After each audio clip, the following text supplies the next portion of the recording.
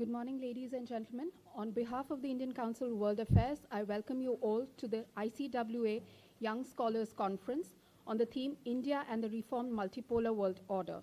The conference sees the participation of scholars from over 16 universities from across India. In this conference, it is my privilege to welcome Dr. C. Rajamohan, Senior Fellow, the Asian Society Policy Institute, Delhi, to the Council. I also take this opportunity to welcome Dr. Archana Negi, Associate Professor, Center for International Politics, Organization, Disarmament, School of International Studies, Jawaharlal Nehru University. We begin our program with opening remarks by Ambassador Vijay Thakur Singh, Director General, Indian Council of World Affairs. Thereafter, Dr. C. Rajamohan will deliver his keynote address. This would be followed by a group photograph at the foyer staircase. May I now request Ambassador Vijay Thakur Singh, DG ICWA, to kindly make her opening remarks.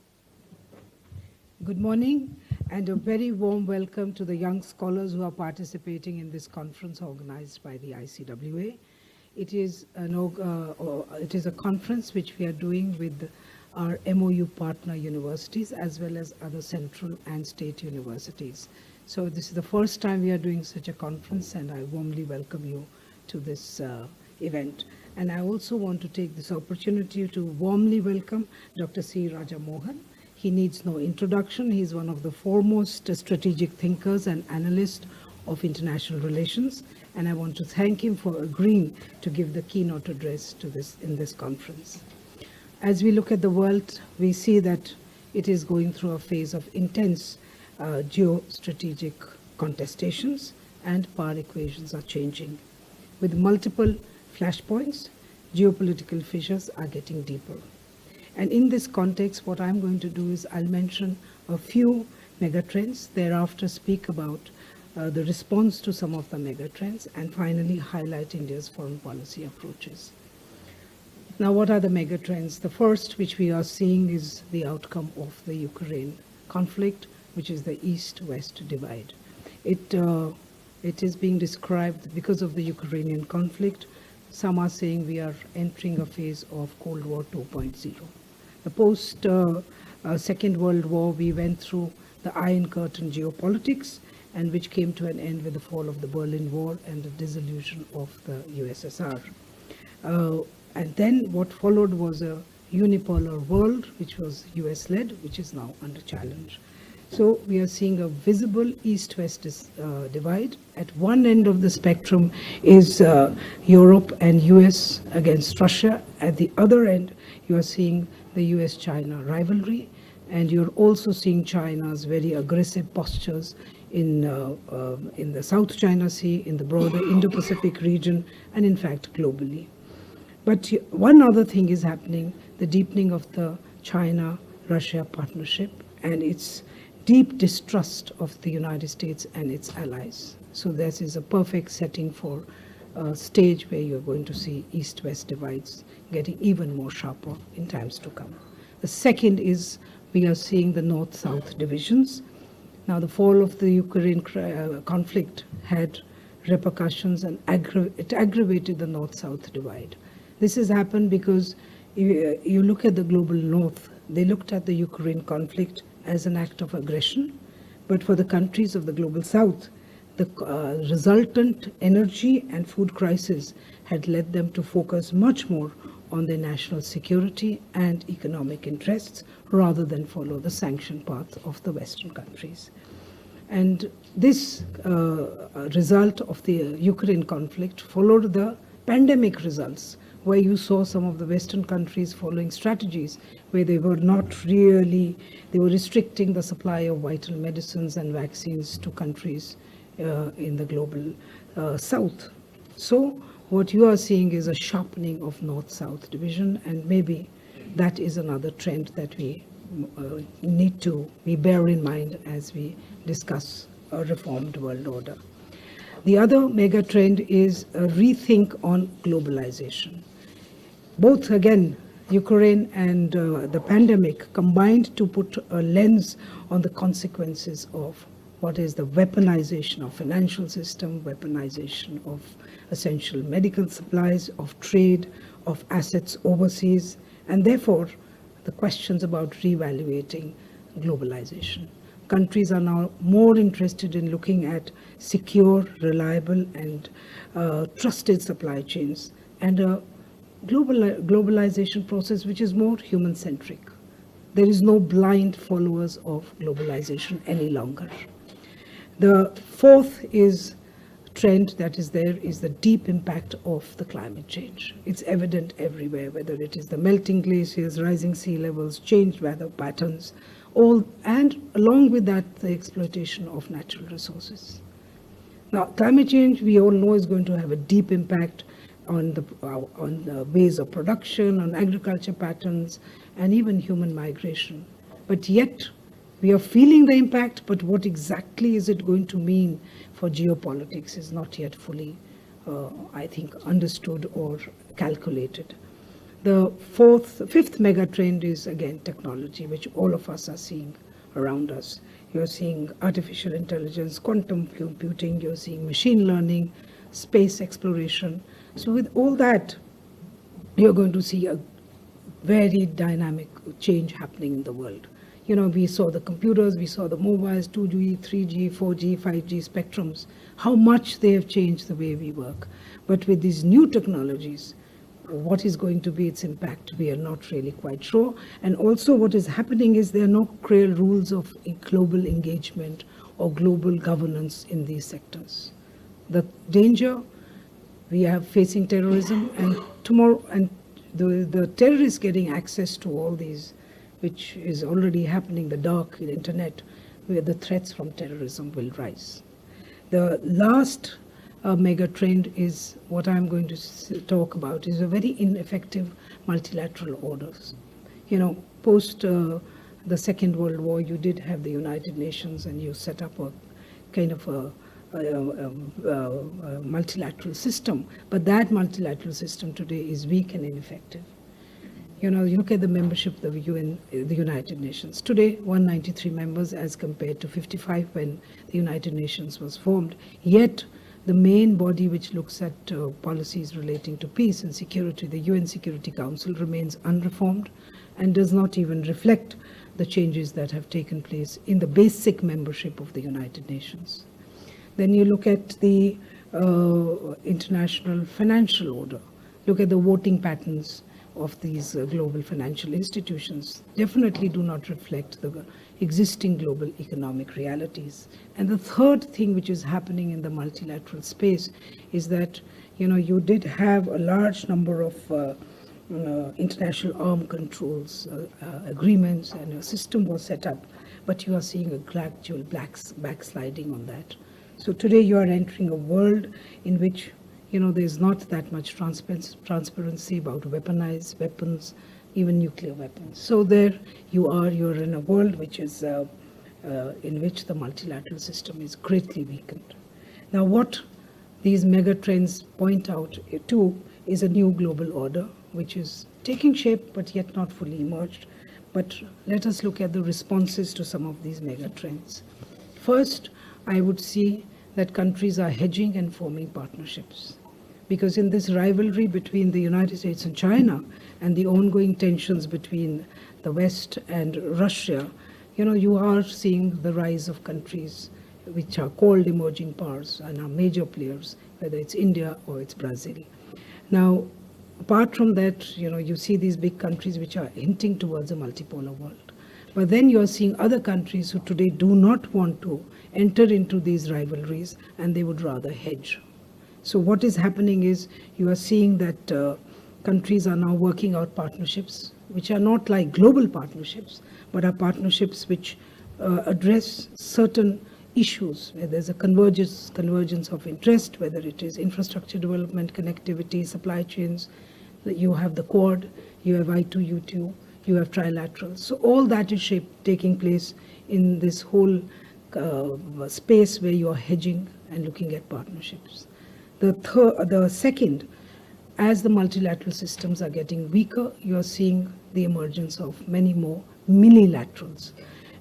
You are seeing, for example, you did see G20. Now, G20 is far more powerful and effective economic body than many other multilateral institutions. And you're also seeing that countries now are getting interested in joining existing organizations. You saw the expansion process, whether in the BRICS or in the SCO. Countries want to join. They want to engage in different kind of platforms. The third thing which you're seeing is there are country-led initiatives which are coming. For example, climate change. The debate is still going on about the equity between the global north and the global south. And in the middle of all these debates, you have countries like India who are taking initiatives on climate change, whether it is the International Solar Alliance, whether it is the Coalition for Disaster Resistance Infrastructure, or it is the just announced global biofuel alliances. So you're seeing countries now taking lead as global debates get entangled. Then as you're developing, the question of resources becomes very important, and the resource control question becomes a big question. Now, countries which are rich in natural resources, they no longer want to be just the suppliers of raw commodities. They are wanting greater control over the resources. If you look at the recent developments in Africa, in the Sahel region, what is happening? There was a perceived sense of exploitation of resources by the former colonial powers, and that was no longer acceptable to them. So you're seeing that happening. And similarly, you saw it in China's BRI, the projects which were exploitative. I mean, they entered into it, but later on there was a reaction against those projects. And then this space and contestation for resources is no longer land-based. It is entering into spaces, the ocean resources and the space resources also. So you are going to see that happening, and most of the times countries going about it singularly or sometimes in partnerships. And the last I would say is, for threats on which there are no global rules, like cryptocurrency, the others, there are different, there is a multiple of policies happening. Different countries are taking their own positions. So that is the reaction to the mega trends. And then I will end with just India's foreign policy approaches. Of course, it's a very complex geopolitical environment. In that, the first what India has done is it exercises what is strategic autonomy, which means our choices are based on our national interest and commitment to values. We are not a part of any alliance, so we do not have alliance, we are not members of alliance A or B, but we have multiple partnerships, and those are built on mutual trust and mutual benefit. The second, India defined its strategic interest through concentric circles. The immediate neighborhood is the first circle in which we engage, and the most important.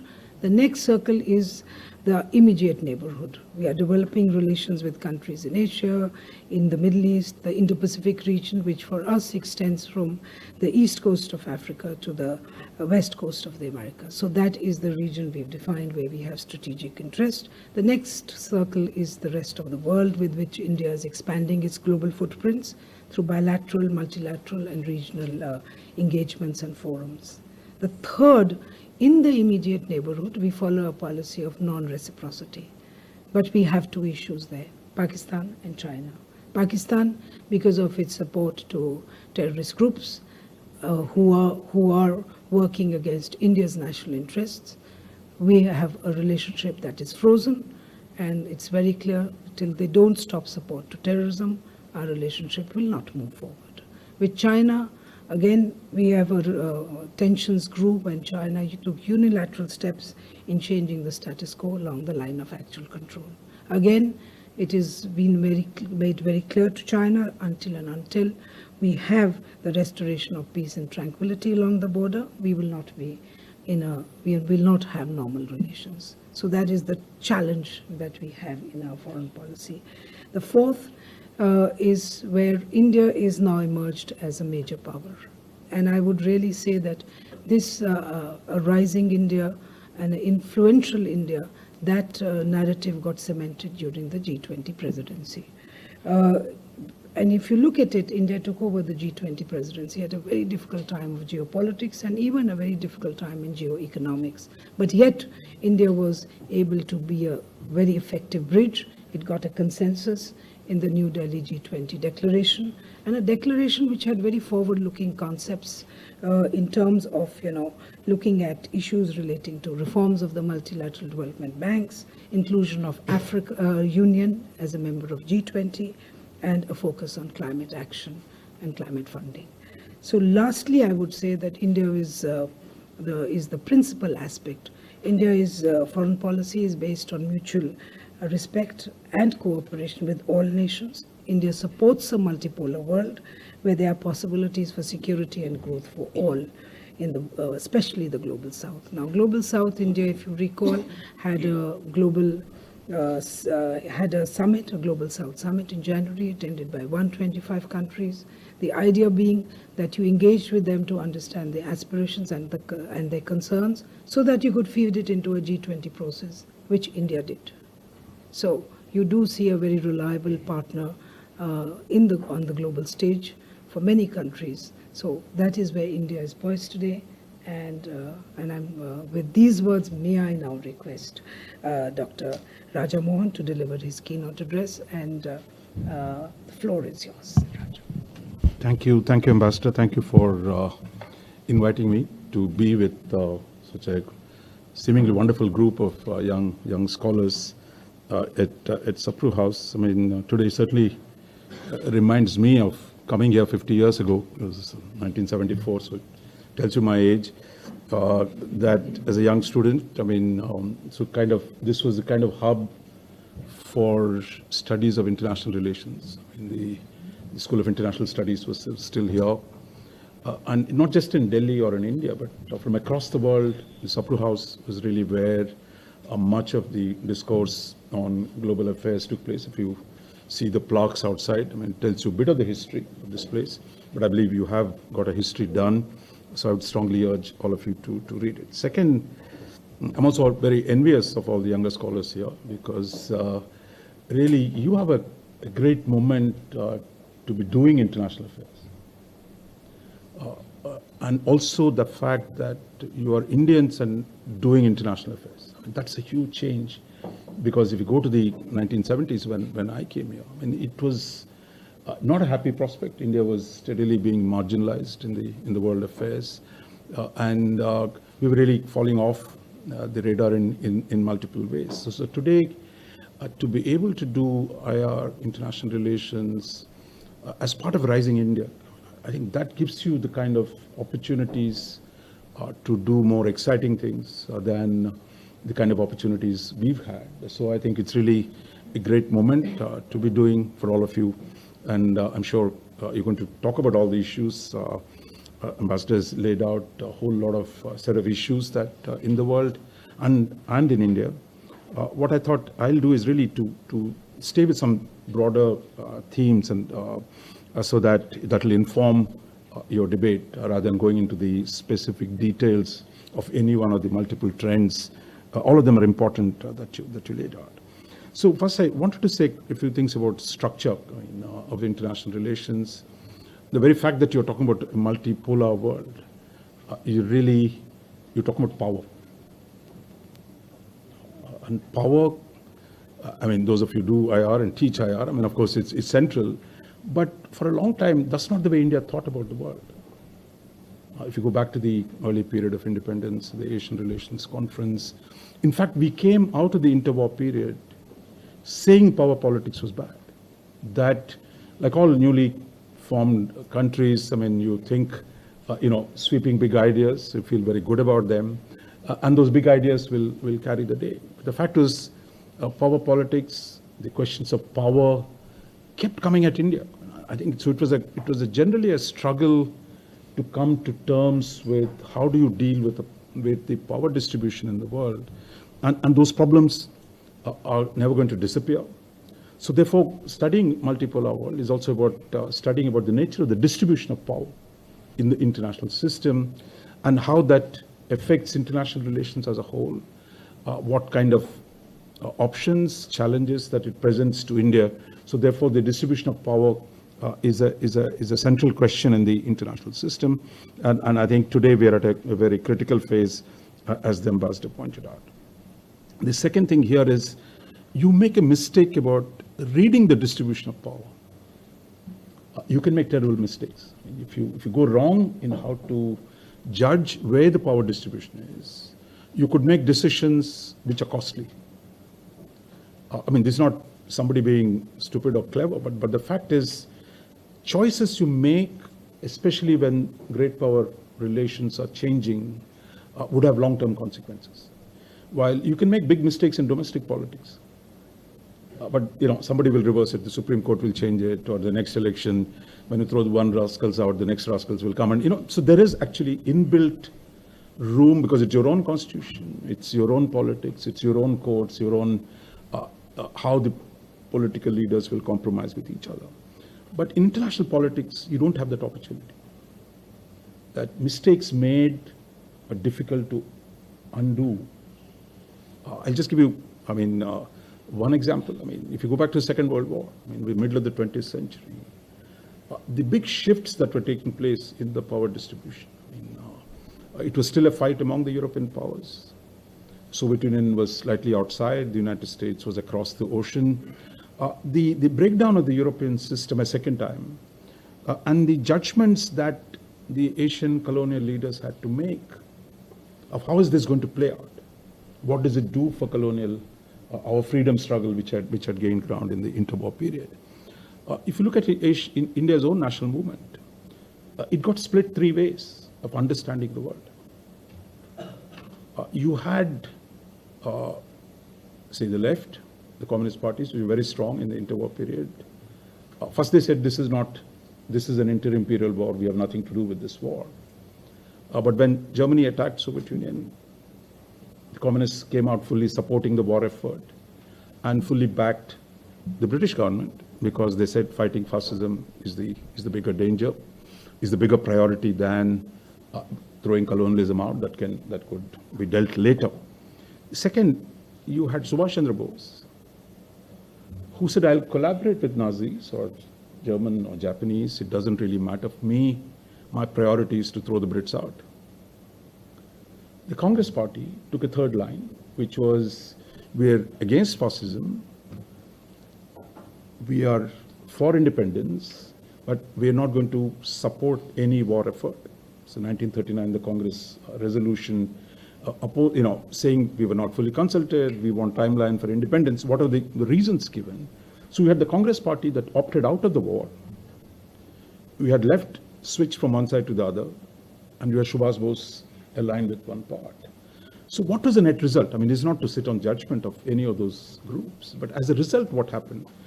2 million Indian soldiers in the war. India's contribution to the Second World War was immense, but yet you had no say in its outcomes. Today we keep saying Security Council, Security Council, Security Council, but the fact is, China was in the middle of a civil war. They of course, Chiang Kai-shek, and they fully supported, because the aims of the Allies and the Chinese enemies were the same.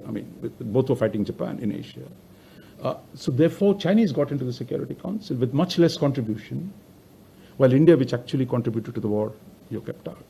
And then we also lost control of the terms of partition that took place, because the Muslim League supported Second World War, the Congress opposed it. So therefore, these are historical issues, I would strongly urge, because we normally don't teach this to ourselves. The choices that were made at the time saw the Congress Party, the mainstream national movement, lost control over the terms of partition and how that played out. And then you got into all kinds of trouble. So it's only to illustrate that judging how great power relations work out, that if you're clear Germany was winning, okay, you take a particular position, it plays out. Or you thought Japan is going to be the new Asian great power. So you can make that, but you make that judgment. There are costs if one of them loses. So I think that's where it's not just about deciding who's good or bad. It's also about how does the power distribution work itself out? Who's going to win? Who's going to lose? So those become primary. And if you make a mistake in making choices on wrong judgments, then the cost of, we're still struggling to undo some of the things on partition or some of the choices that happened at the time. So therefore, the need to think about power constantly and engage with it and make informed judgments about how we deal with the distribution of power. So that is one of the central elements of statecraft historically, and that will be there. The second thing about the structure I wanted to talk about was really, so today we talk about India becoming sixth or fifth largest on the way to becoming the third largest. What much of this debate doesn't tell you is we were already the sixth largest in 1950. We were the sixth largest in 1950. But the assumption, how we defined ourselves as a weak third world country rather than the sixth largest economy, that you were already there, and you're not in the Security Council, but you're in the World Bank, IMF, all the major, you're already in the UN, you're a member of the San Francisco Treaty. It was not as if India was nobody. But the fact was, you defined yourself in a way that what power did you have was not fully understood or deployed effectively. And I think that it took us 75 years to get back to where we were. So welcome. But I think the fact is, we need to think of how we declined. I mean, this again is not a word people use, that India was on a path of relative economic decline. It's not that we didn't make progress. A lot of good things were done in the 50s, 60s, 70s. But the fact is, Southeast Asians were making bigger progress. East Asians were making bigger progress. Gulf countries were making bigger progress. But the fact is, some of the political economic choices that we made is, again, not to be judgmental, but the choices you make at any given point of time have consequences to where you stand in the world. And those choices actually saw India go down. It's only from 91 onwards that you see India's relative rise begins, and that you claw back to the sixth position, and you are probably reasonably well placed to get to the third largest. So that's where we are. So that's what, of course, today makes it much more special, much more challenging, as well as demanding for all of you as you enter the study of international relations in a purposeful way. So that brings me to broadly, let me point to three dangers that you got to guard against while you are in this exciting moment. What are the three dangers that you need to guard against? I think one is triumphalism, that we've already arrived. We've taken 75 years to get back to the fifth, but nevertheless, but if you say that you've done your job, you're already there, I think that'll be a fundamental mistake. Because history has seen so many countries that they thought they've arrived and faced problems pretty quickly. I mean, we'll come back to China question already. 2 years ago, it looked like China is going to take over the world. It doesn't look like they're getting anywhere nearby. So therefore, triumphalism, the sense we are the greatest, even if you are, I would say you've got to temper it down and constantly see the challenges ahead and how we manage this carefully, rather than just beating drum for ourselves that somehow we have arrived. Because the Chinese case actually is a classic example in our own life, in our own last one decade. The assumptions, all you had to read was Global Times or the Chinese Communist Party, trashing everyone, this Chinese century has begun. But the fact is, it didn't. It still hasn't, and it's nothing guaranteed at this point that will actually work out. The other aspect linked to triumphalism is the focus when we say India has risen is really on the aggregate GDP. Aggregate GDP, yes, we are 3.5 trillion. We'll get to 5 trillion in the next 3-4 years. But what's your per capita income? $2,500. Bangladesh is slightly ahead. Eventually we'll get past them. But the fact is, as a collective, you are capable of being a major power. But as an individual level per capita, you are a developing country. So the tasks of any state in India would remain for a long time. How do you leverage this size, which gives you interesting possibilities, to improve the lives of your own people? That is, if you can't forget that for a moment, because in the end, as a democracy, your final legitimacy does not rest on other countries clapping for you, but on your own internal legitimacy. So therefore, and even otherwise, that when the rest of the world has reached levels of income, levels of development, levels of prosperity, so bringing that prosperity back. So don't ever forget, when you talk about aggregate GDP, don't forget the per capita GDP issue. But Chinese have broadly crossed that thing. I mean, they used to be in the same problem. Today they're $10,000 plus. So they cross certain levels. But size gives you advantages. Say, $2,000 per capita, you can do a moon mission. But Singapore, as Ambassador served, I mean, with $70,000 per capita, you can't do a moon program because size matters. So aggregate capabilities matter, give you the capacity to shape outside world. But the objective of that must be to improve the lives of your own people.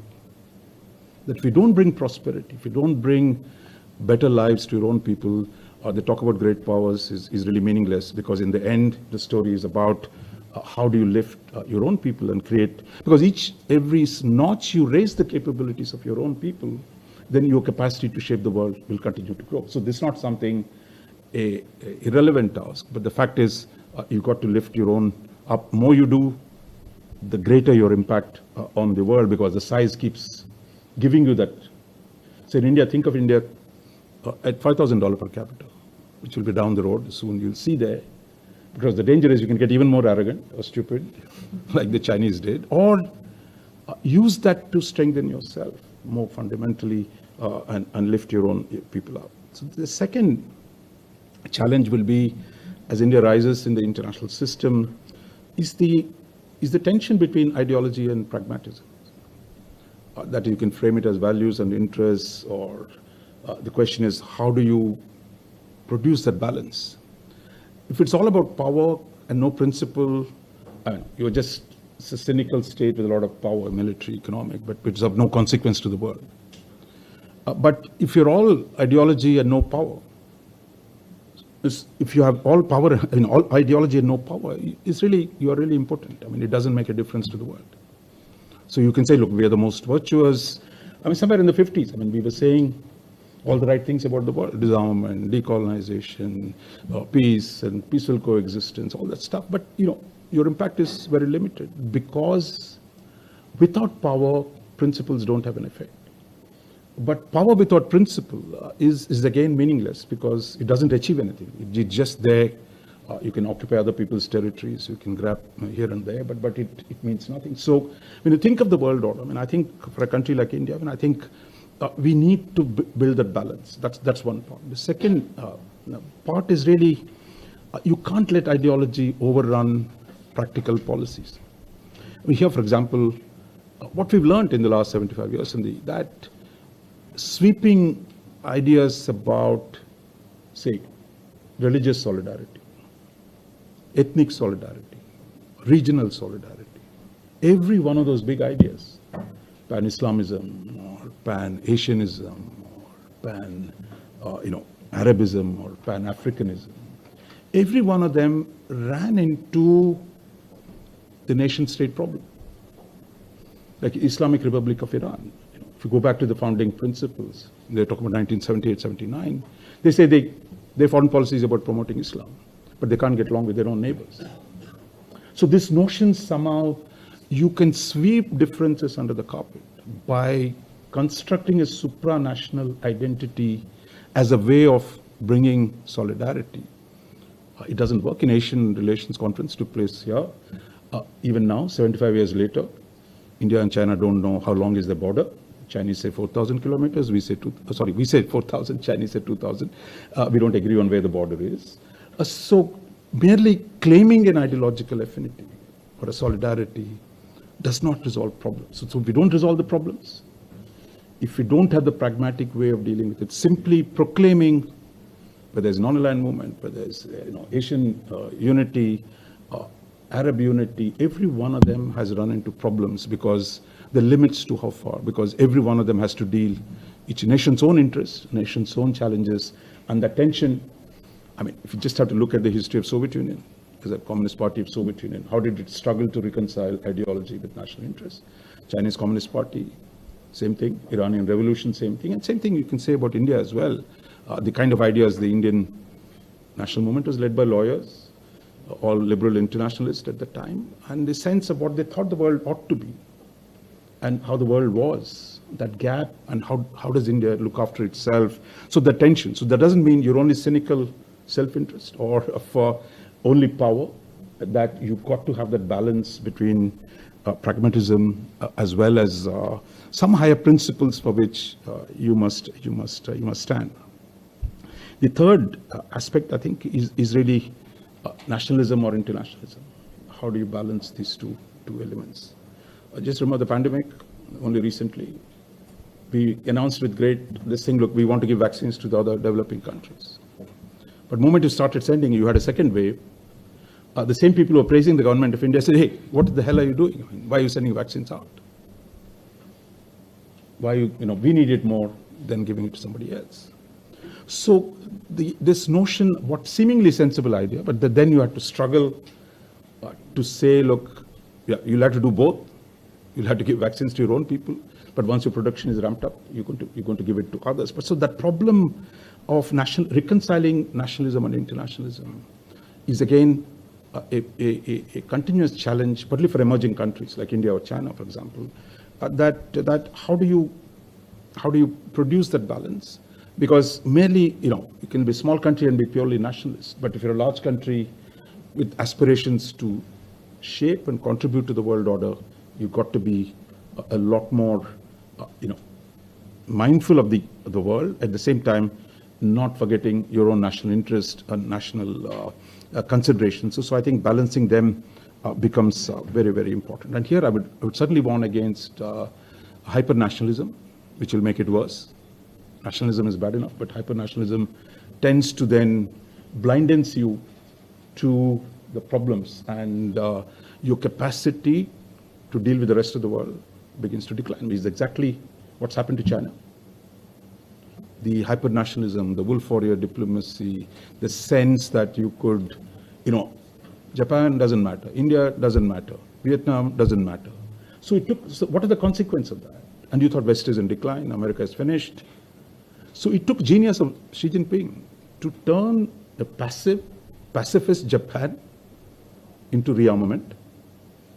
It took an unaligned, neutral India into friend of the United States. It took Xi Jinping to turn Vietnam, a fellow communist country, to sign a strategic partnership agreement with the United States. And the Philippines, that seemed to be going Chinese way, is turned around.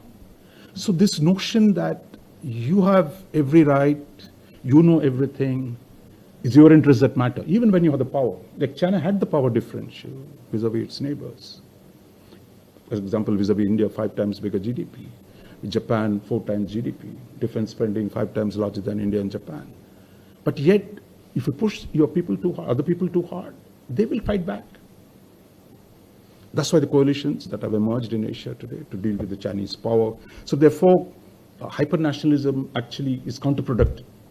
That you've got to be balanced, you've got to manage that, whether through the regionalism idea, through multilateralism, through coalitions, that tempering nationalism, hyper-nationalism, and being able to get along with others, building coalitions, building partnerships, becomes so important. So I would say these 3 challenges, triumphalism, well, that doesn't mean you be pessimistic. So you've got to be objective. These are my capabilities. These are my possibilities. How do I best way to achieve them? And then the question of ideology, how to temper ideology, power and principle, and then nationalism and internationalism. So these are the 3 broad tensions that in any rising power will have to deal with it. So I'll just conclude with just a couple of thoughts. That as you look ahead, I think many issues, Ambassador pointed out, that the capacity to make rules, which is what differentiates big powers, major powers from the rest. And the challenge with the size gives you that capability today. And I think they're dealing with that, whether it's climate change, whether it is cryptocurrencies, whether it is a digital public infrastructure, that you need the capacity to operate on a cross-cutting domain.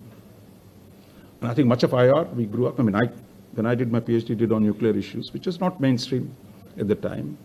Later, that issue became quite central. But today, the question of technology, the question of externalities like climate change, the capacity to deal with those issues and integrating these multiple dimensions of statecraft is one of the great challenges as we grow bigger and bigger that you need to create rules, you need to negotiate with others in drafting those rules, which would require your ability to integrate, understand first, integrate the imperatives of different domains.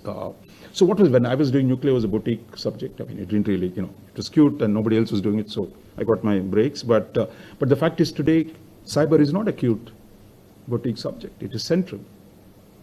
So those of you who read basic stuff, I mean, it's not just pol science and theories there, but you also got to be, those who do integrate, how does the Indian economy, so it's not just, again, a foreign policy problem, because there's nothing purely foreign policy, because what you do with your technological industries today, how you build a semiconductor plant, that is not a foreign policy problem. You've got to get your industry in, because historically we were state-centric.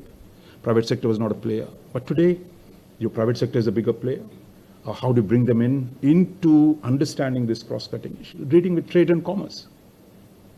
It's not just a foreign office, there's a commerce ministry, there are Indian industry. How do you reconcile these multiple interests at home with the changing world? After all, you are in a world where globalization has taken a backseat. So how does India negotiate its position by integrating these new challenges externally, as well as new possibilities internally? So these, I think, are the emerging challenges, and I think as you turn, the opportunities are exciting. Unlike us, I mean, is to take notes on cards here. So your productivity tools are wonderful, that you can do a lot more, a lot quickly, a lot easily, and that allows you to focus more on thinking and reflecting and doing things in the world. And as India becomes a major power, it needs a lot more people who can actually contribute to the discourse. I mean, there's a lot of interest today. I don't know, it's not informed perhaps, but the fact is there is global interest. But tomorrow, if you're negotiating a cyber negotiation, you need enough people to raise issues, to debate it within ourselves. So therefore, I think you need a larger cadre of more informed people and people who can teach others, create the next generation to deal with a more complex world in which India has actually a role to play, unlike in the last century. That, I think, is what I think your great opportunity. So let me wish you all the best and good luck with the seminar. And thank you, Ambassador, again for inviting me.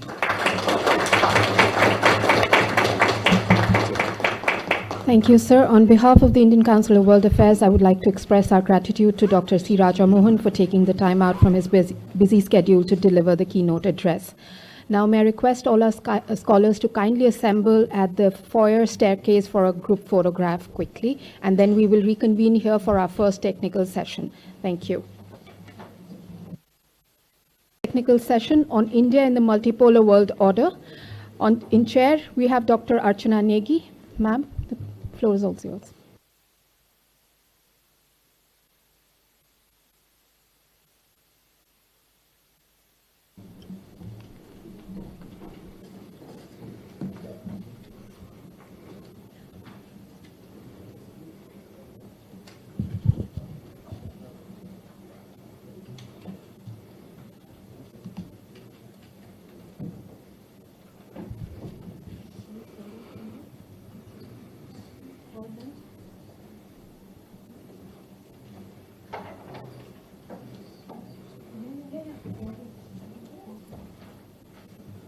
Mr. Prakash Singh, are you here? You can please come in front.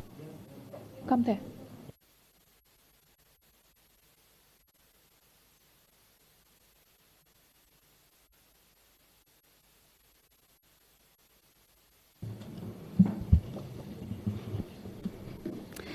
So, a very good morning to everyone in the room. And before I start, thank you, Dr. Stuti Banerjee, for reaching out to me. And thank you, Ambassador Singh, for having me here. I was just saying that after a very, very, very long time, I'm actually coming physically to ICWA. Although there were several sessions that happened during the pandemic, so those were all online. And that was a different world. That was a time when we used to wait for a return to this kind of a setting. So I'm really happy to be here. Also to see very many familiar faces that we've probably met in so many different settings. So let me welcome you to this first session. This is titled India and the Reformed Multipolar World Order. And I have 5 minutes to begin with. in which I have about 4 points to make before I hand over to the speakers who are the real stars of today. My first point, and because this is a Young Scholars Conference, and because as academics, this is also about developing critical thinking, therefore my first point is a question. That is the current world order best characterized as a multipolar one? Maybe we can actually sit back and also give some thought to this idea of multipolarity. And Ambassador Singh and Dr. Raja Mohan have actually made the task easier because there's such a large overlap in some of the points that I wanted to make as well. So the idea of multipolarity is very much, in vogue now. Which is essentially about a global order where a number of powers that are somewhat equally matched in capacity and in influence. The idea of multipolarity, however, is not uncontested. So in a recent writing earlier this year, you had Stephen Brooks and William Wohlforth in Foreign Affairs argue that multipolarity is in fact a myth. Why do they say that? There are several arguments that they make to support what they're saying, and they say that any country that can plausibly be ranked third, and in the list of countries there, India is included, is not close enough to the United States or China. And in terms of population, of course, apart from India, nobody else makes the cut. India does not make the cut in the context of the economic power that we are talking about when we speak of bipolarity. My own colleague at JNU, Professor Rajesh Rajagopalan, has argued in his writings that not only are we in a bipolar age, but also that it is dangerous to think otherwise. And partly because of what Dr. Mohan just said, that assessing correctly your location is very important in terms of the choices that you make, right? So those mistakes could be costly. Another characteristic of bipolarity is the distance, that there has to be a sufficient distance between the polar powers and any of the other great powers. This is also met if you look at the argument of bipolarity. So once again, at the cost of repetition, the importance of understanding bipolarity is that in a bipolar system, states will behave differently than they would in a unipolar or a multipolar system, and therefore there are consequences in terms of state behavior and outcomes. Therefore, these consequences make it very important to figure out which system you are in. So the assumption embedded in the multipolar rhetoric, especially the assumption that India is one of the poles, again, should be cautiously treated. Like was said, one of the challenges, which Dr. Mohan just talked about, is this whole notion of triumphalism, and this is something perhaps we can discuss. Second point is about India making a place for itself in the global order. This has certainly been the case. And post the global financial crisis, 2007-2009, there's been this turning point where globally there has been a sense that the emerging economies need to be included in decision making. And in this new world order, India has certainly marked a place for itself. Normally variously referred to with the following terms. You'll find these familiar. It's called an engine of growth, economic powerhouse, the largest democracy, pluralist society, civilizational state, etc. So in global fora, India is acquiring an increasingly prominent voice. It plays a central role in fostering South-South cooperation. It's an influential member of the BRICS and also a founding member of the New Development Bank, the Asian Infrastructure Investment Bank, AIIB. Currently, it holds the presidency of the G20. Of course, I don't need to say that in this room. We've just seen everything that happened under the summit. And importantly, under its presidency, also African Union became a permanent member of the G20 with the same status as the European Union. Traditionally, it's been a leader of the non-aligned movement, founding member of the SARC, the BIMSTEC, the IORA, etc., and several initiatives. Interestingly, it has also in the recent years extended to other regional associations. So just to give you two examples, the observer status that it has in the Arctic Council in 2013 and the full membership that it now has in the Shanghai Cooperation Organization in 2017. And the multiple, you mentioned them as concentric circles, but the multiple alliances that it has in the context of Quad, the Quad security dialogue, BRICS, of course, I mentioned, I2U2, etc. So the Venn diagram of its international institutionalism is quite complicated. It's a spaghetti bowl in a sense of affiliations and memberships. Third point is that, however, there are certain obstacles. There are some areas where you fall short. And the most obvious one there is the bid that it has, in terms of unfulfilled aspirations, is the bid that it has for permanent membership in the UN Security Council. And of course, this is a very well-known story, the bid that it has collectively made as part of the G4, and all of its memberships within the UN negotiating blocs like the L69 or Friends of the UNSC Reform Group. We do know that India has been part of the UN Security Council as a non-permanent member. There's been a lot of talk about the fact that it needs to be. Even the UN Secretary General, I think last week, said that he understands, whatever that may mean. He said, I understand the aspirations that India has in the context of permanent memberships. But this has not happened as yet. In the Bretton Woods institutions as well, the call for reform, which is also part of the G20 declaration, we haven't really been able to get a sort of increase in voice to the extent that India has had. So one point of view has been, therefore, that instead of investing in a lot of diplomatic, over-investing in diplomatic capital and campaigns, India must basically raise its military, economic, and geopolitical stature to become important enough to be offered that permanent seat. And that brings me to the last point, which is the point of the other India. Again, a point that was raised in the first session as well, that while India is doing well in aggregates, the human development statistics are not as aspiring. So whether we talk about education, health, nutrition goals, etc., although there has been drop in poverty, we've seen the UN, a recent pat on the back about poverty, etc., but the Human Development Index rankings continue to be poor, even in relation to the other South Asian members, etc. So closing the gap between the two Indias that we clearly have is a challenge that we will need to address before creating a space, any kind of space in the multipolar order. So these are some of the sort of thoughts that I wanted to put on the table, also because I saw many of them reflected in the papers today. This is the real important part. So this was throat clearing, as I would call it. With this, I would like to now hand over the floor completely to the young scholars.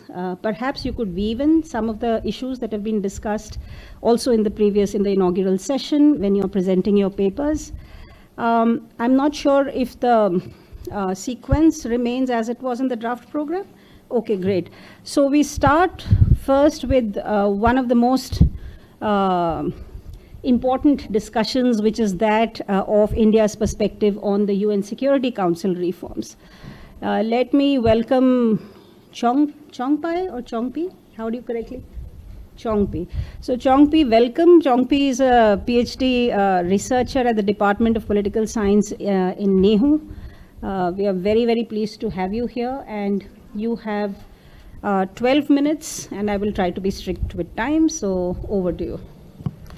Thank you, ma'am. So I will directly get in.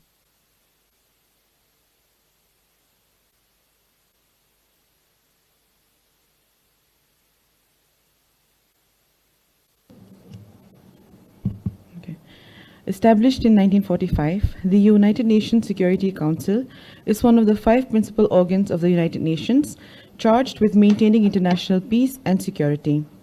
In today's world, there has been a deepening and broadening of tasks of the Security Council as it deals not only with the interstate but also interstate conflicts. However, the structure and composition of UN's premier organ, the Security Council, reflects the historical agreements reached 78 years ago by the victors of World War II. The UN body, charged with the primary responsibility for maintaining peace and security, and whose decisions are supposed to be binding, remains anchored in the past. More specifically, the Council's present composition no longer represents a world that has seen 142 new countries since 1945. Africa, Asia, Latin America, and the Caribbeans do not have permanent representation on the Council and are therefore calling for the Council's composition to be adapted to new realities. It is a matter of concern that globally important countries like India, Japan, Germany, and South Africa still need to be permanent members. The United Nations Security Council should reflect the diversity of our world and provide equal opportunities to all regions to participate in shaping global peace and security. Now, the demand for reforms at United Nations Security Council encompass 5 main issues. The first one is the category of membership. As we all know, the United Nations Security Council has 15 members, 10 non-permanent, who are elected for a 2-year term by the United Nations General Assembly, and 5 permanent members, who are also known as the Big P5. They are China, United Kingdom, US, France, and Russia. So the debate here is, do we really need to still distinguish between the members? Because such differences in categorizations may not be relevant in today's time, as the world order has changed drastically, and many new nations are playing important roles in the maintenance of international peace and security. The second one would be the lack of adequate representation.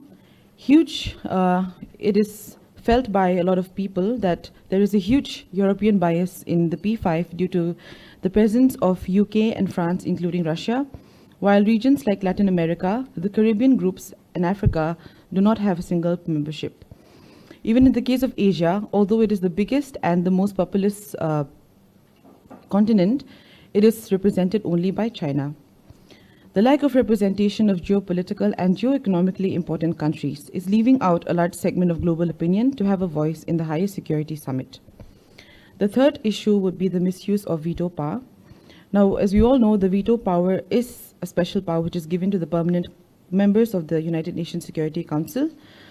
It gives the permanent members the ability to reject or veto any action by the UNSC that does not align with their national interests. The veto is often called a self-chosen club of the privileged and non-democratic. Recently, Russia vetoed resolutions that would have put sanctions on it for violating Ukraine's sovereignty, interdependence, unity, and territorial integrity. The fourth would be the expansion of membership. The changing needs of global governance for peace and security require significant reforms in the UNSC, including expanding its permanent and non-permanent seats to make it more representative of the world's regions. UNSC, being made in the post-war era, is considered not relevant in its composition for changing times, such as changing balance of power with the relative shift in power among countries. It has only been once that the non-permanent members have increased from 6 to 10 in 1963 on the demand of the developing countries. In order to adequately handle the intricate and dynamic threats to international peace and security, the UNSC has to undergo considerable reforms, including extending its permanent and non-permanent seats. Many are of the opinion that changed power structure should be reflected in the composition of the most important organ of the United Nations. Now, why do we need these reforms? The first, as already mentioned, is because of the changing geopolitical situations. Though geopolitics has changed drastically, the UNSC has changed relatively little, except for adding 4 non-permanent members to the Council in 1963. Although the overall membership for the UN has increased from 113 to 193 countries, the composition of the UNSC remains the same. UNSC reflects the geopolitical realities of post-Second World War period. Countries that were earlier considered powerful are slowly on the decline, whereas new countries who were not represented earlier are gaining prominence. Therefore, this geopolitical situation that has changed has to be taken into account. The second would be inequitable economic and geographical representation. While Europe as a continent is overrepresented, Asia is underrepresented, Africa and South America have no representation at all. The demand for increased representation became more vocal when countries, especially the developing countries, felt the need to have better reflections of their priorities in the Security Council. Africa is home to more than 1.4 billion people, Latin America more than 600 billion people, yet they have no voice in the United Nations Security Council. The next would be the North-South divide. The permanent UNSC membership portrays the big North and South divide in the decision-making of the security measures.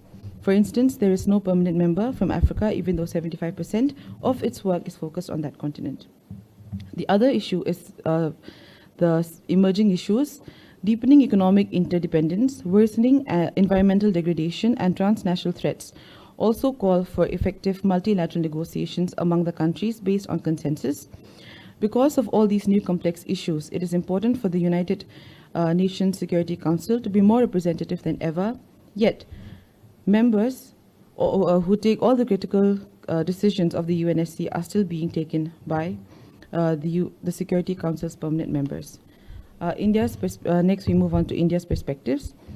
With regards to regional representation, India has argued for an equitable geographical representation and urgent need for mitigating the non-representation and underrepresentation of some regions in permanent and non-permanent categories. The demand for regional representation has been made on multiple grounds, including historical injustice, entire regions not equitably represented, or even underrepresented in a critical category. India also calls for an enlarged council and working of the methods of the council. India, along with other G4 countries, for example, Brazil, Germany, and Japan, proposed adding 6 new permanent members to the Security Council, along with other. India, along with other G4, proposed adding 6 new permanent members to the Security Council, 2 seats each for Asia and Africa, and 1 seat for the Western European and others group, and the Latin American and the Caribbean group, respectively, and 4 non-permanent members to the Security Council, 1 each for Africa, Asia, Latin America, the Caribbean, and Eastern Europe. Review of the reform 15 years after the amendment to the Charter has entered into force. G4 also suggests that the non-permanent members hold the presidency of the Council at least once in their tenure. The Security Council and the General Assembly. India opines that the relationship between the Security Council and the General Assembly should not be competitive or adversarial, but one of synergy and complementarity. The relationship must be based on transparency, mutual trust, increased dialogue, and frequent interaction with all members. India thus has called for a greater transparency and consistency to improve the relationship between the 2 important organs of the UN. In conclusion, India was among the 51 original members of the UN in 1945. India views the United Nations as a forum to guarantee and maintain international peace and security, and has worked with other members to strengthen the United Nations system to combat new global challenges such as terrorism, piracy, disarmament, human rights, peace building, and peacekeeping. Therefore, India's claim for permanent membership is a genuine demand in the changed geopolitics of the 21st century. India is the most prominent and least controversial option to add as a permanent member and is long overdue for a seat. India's demand is not illegitimate, as India wields a certain influence in world affairs today due to its impressive economic growth and solid military base. South Asia, being a victim of various repercussions of war, terrorism, and extremism, India gains more say on its neighbors' problems. As a permanent member, India will have the power to challenge the ethos and working style of the permanent members of the UNSC. In the contemporary period, if India has to make a solid claim for permanent membership, it has to focus on economic growth with accompanying military might single-handedly. By any objective criteria such as population size of the country, civilization, legacy, and contributions to UN activities, India is eminently qualified for permanent membership. There is no excuse to keep India out anymore. A country with a population of 1.4 billion, a major military power, including, some say that including India in the membership, in the UNSC permanent membership will be a privilege for India, whereas it is the other way around. Including India in the UNSC membership will enrich the Council, make it more representative and powerful. Thank you.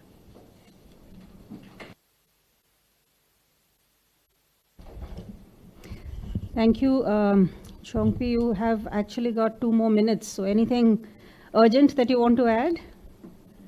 No. Okay, so thank you for making that case for India. I think you've been a very effective lawyer on behalf of the case for India's membership. There are, of course, many other questions that arise from this claim, which is that we need to remember that in the structures of the United Nations, there are principles embedded. And the principles of representativeness, which you invoked very often, is sadly opposed to the principle of efficiency. And therefore, the UN is structured in a particular way where representativeness happens in the General Assembly and efficiency is in a limited membership. So who sits on the high table and how these principles will be impacted by these entries is something I think we need to also. But I guess we will open up for a Q&A session. We will have time for this, so we can come back to the discussion. Let me go to the next presentation first. We can perhaps have all the presentations and then a conversation. Shubham is here. Yes, so Mr. Shubham Singh Charak, let me welcome you. I hope you are next. Mr. Shivam Kumar Pandey is the speaker. Shivam is next.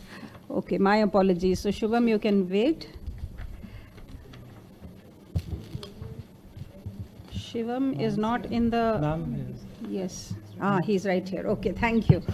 Thank you. So welcome, Shivam. Shivam is from the Rashtriya Raksha University, Gandhinagar. Yes. And you've come all the way, so thank you very much. Thank you, ma'am. And you are going to be speaking on India's strategic adaptation in the evolving multipolar world, navigating the reformed global order. Yes, ma'am. So over to you, and 12 minutes to you as well.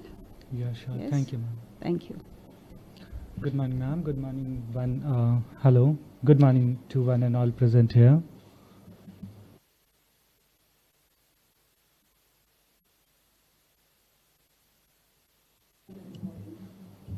Yeah. Please change the slide.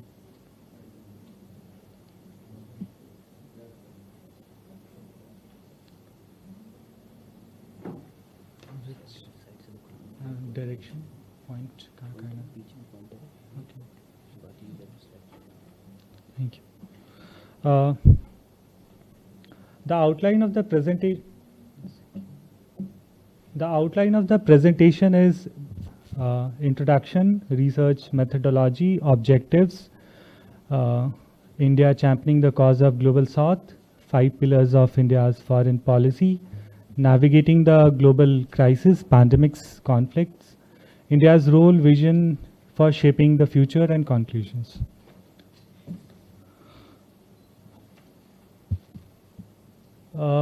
As for the introduction, we can see that the world is currently witnessing the emergence of a new multilateral world order, evidencing the dramatic change in the world political thoughts and balance of power in international relations.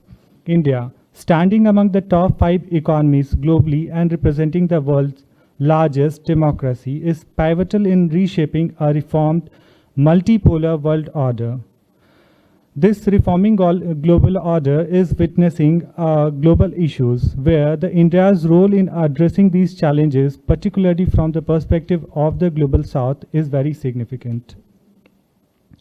It aims to promote and reintegrate itself with the global economy, improved cooperation with the South Asian neighbors, renewed strategic connections in the Indian Ocean, Middle East, Central Asia, and Africa. As a result, it can be classified as a rising power moving up in the global power hierarchy. The second section, the research methodology is mainly the doctrinal, and it explores the strategic adaptations, engagement with the Global South, and its vision in navigating, shaping the emerging world order.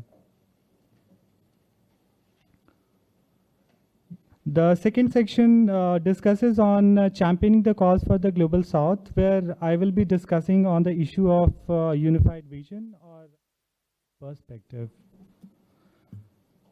Preserving the strategic autonomy is a crucial objective for India. This autonomy is understood as Atmanirbhar, self-reliant thinking grounded in Indian philosophical practices.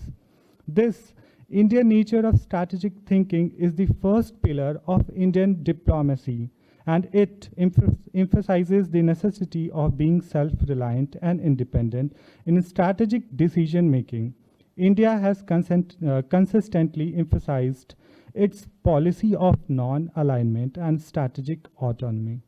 This policy, the regional cooperation which India has emphasized and its participations are essential to these regional dynamics can be seen in the Indian initiatives like the strategic landscape in Indo-Pacific regions, where the change will be driven by the shifting powers dynamic of US, United States, China's increasing power, and engagement with Japan, India, Australia, and European Union, as well as changing policy orientations of South Korea and the central role played by the ASEAN. India has strongly advocated for multilateralism, emphasizing the importance of international law and institutions. The next discussion is on addressing the challenge for the current international system. Global South, which has suffered the most of the bipolar global political order after the Second World War, there is highly likely chance that the world is again moving towards bipolarity, one led by the US and the other by Russia and China, who has a global strike capability as well extra-regional sever power capabilities. The present international order has been strained by geopolitical tensions, economic uncertainties, health crises affecting the global south significantly. India is committed to addressing these issues through domestic reforms and international cooperations. India has emphasized the urgent need for reforms in global institutions like the WB, IMF, WTO, UNSC, to better address these challenges, ensure a more equitable global system, and ensure that they reflect the realities of 21st century and adequately represent the global south. It has emphasized the importance of rule-based order and respect for the UN Charter, calling for the fairness and equity in global rules and norms. In the next section, I will be discussing the 5 pillars of India's foreign policy. India joined the non-aligned movement to create an independent path in the world politics. India's approach with the NAM has facilitated in significantly restructuring the international economic order. The similar and altogether redefined policies underlying the NAM can be seen embodied in the present India's foreign policy, grounded in the 5 pillars of Samman, Samvad, Samriddhi, Suraksha, and Sanskriti, which serves as the frameworks for its global engagement. These principles guide India's effort in fostering dignity, dialogue, prosperity, security, cultural linkages, and commitment to solidarity with other post-colonial states, laying the foundation for its relations with the global south and shaping the reformed world order. India's diplomatic initiatives of Act East policy and Neighborhood First policy highlighted its focus on strengthening ties with the East Asian countries and immediate neighbors, respectively. India supports a rule-based international order that respects all nations' sovereignties and territorial integrity. The next section, I will be discussing on navigating the global crisis, pandemics and conflicts, equitable access and supply chain. The pandemic and the ongoing conflicts, notably the Ukraine conflicts, have accentuated the disruptions in global supply chain, impacting essential medicines, foods, fertilizers, energy availability. India has understood the need for equitable access to these essential resources and highlighted the concerns of the global south. India, who has emerged as a stable supply chain for the world, has taken several steps to, like investing in technology, digitization to enhance visibility, agility, and collaborations across the supply chain to reimagine its and to overcome the challenges, including diversifying its trading partners, sources of supply, to reduce dependence on a few countries or regions, therefore developing domestic capabilities and capacities to meet the local demands and reduce imports, enhancing skill developments, training supply chain professionals to cope with the changing requirements and expectations. And also, altogether, to achieve and to become a 5 trillion economy.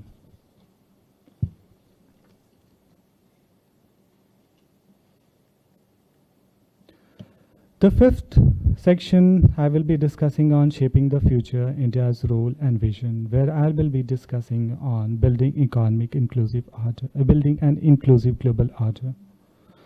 India's initiatives aim to build an inclusive political and financial global order that addresses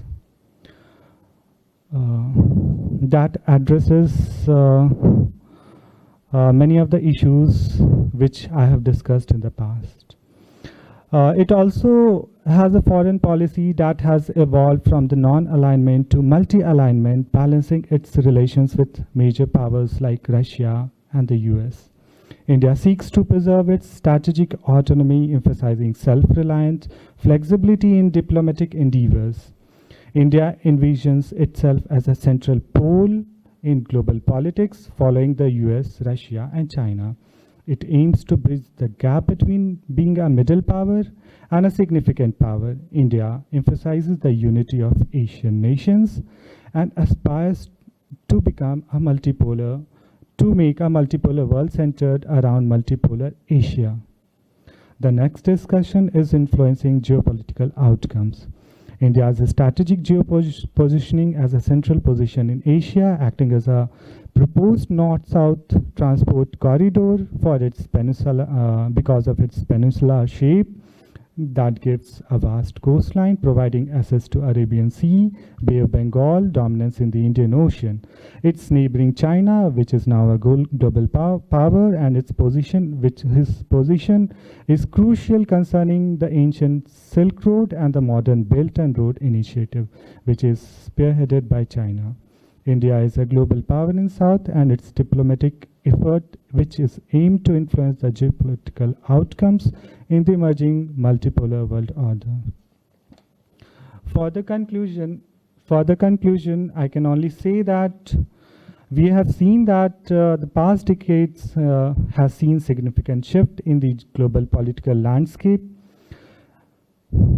which is primarily due to the rise of the Indo-Pacific region. India's strategic adaptations in the evolving multipolar world is marked by its leadership in championing the interest of the evolving multipolar world order, which is marked by its leadership in championing the interest of the global south, addressing the global challenges, laying the groundwork for a reformed inclusive world order.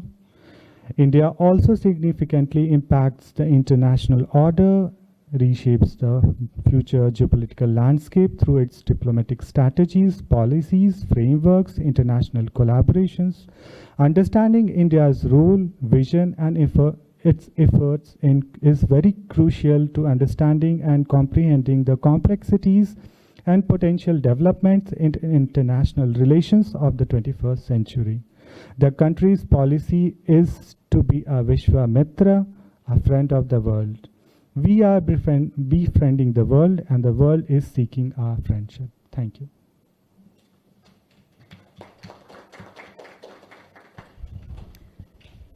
Thank you, Shivam, and that's perfect timing. Thank you. With the principles like inclusion, at least two problems are that at both levels, inclusion is to be implemented. And the problem really emerges when you say include who. Right? How do you work on who to include and who to exclude? Maybe we can speak a little bit more about that during the conversation, but thank you for sticking to time. I think a lot of what you said actually strengthens her case, because she's claiming that we need to be sitting at the table, and you've just made a very, very nice CV for the country. So let's move on from here, and now finally to Shubham as well. So Shubham, you have come from Jammu University? Central University of Jammu. So welcome. And have you traveled only for this conference? Okay, great. Wonderful. And you're speaking about a very new sort of engagement, so new that it almost sounds like a rock band. You know, there used to be a band called U2 when we were small. I don't know if it still exists. So I2U2.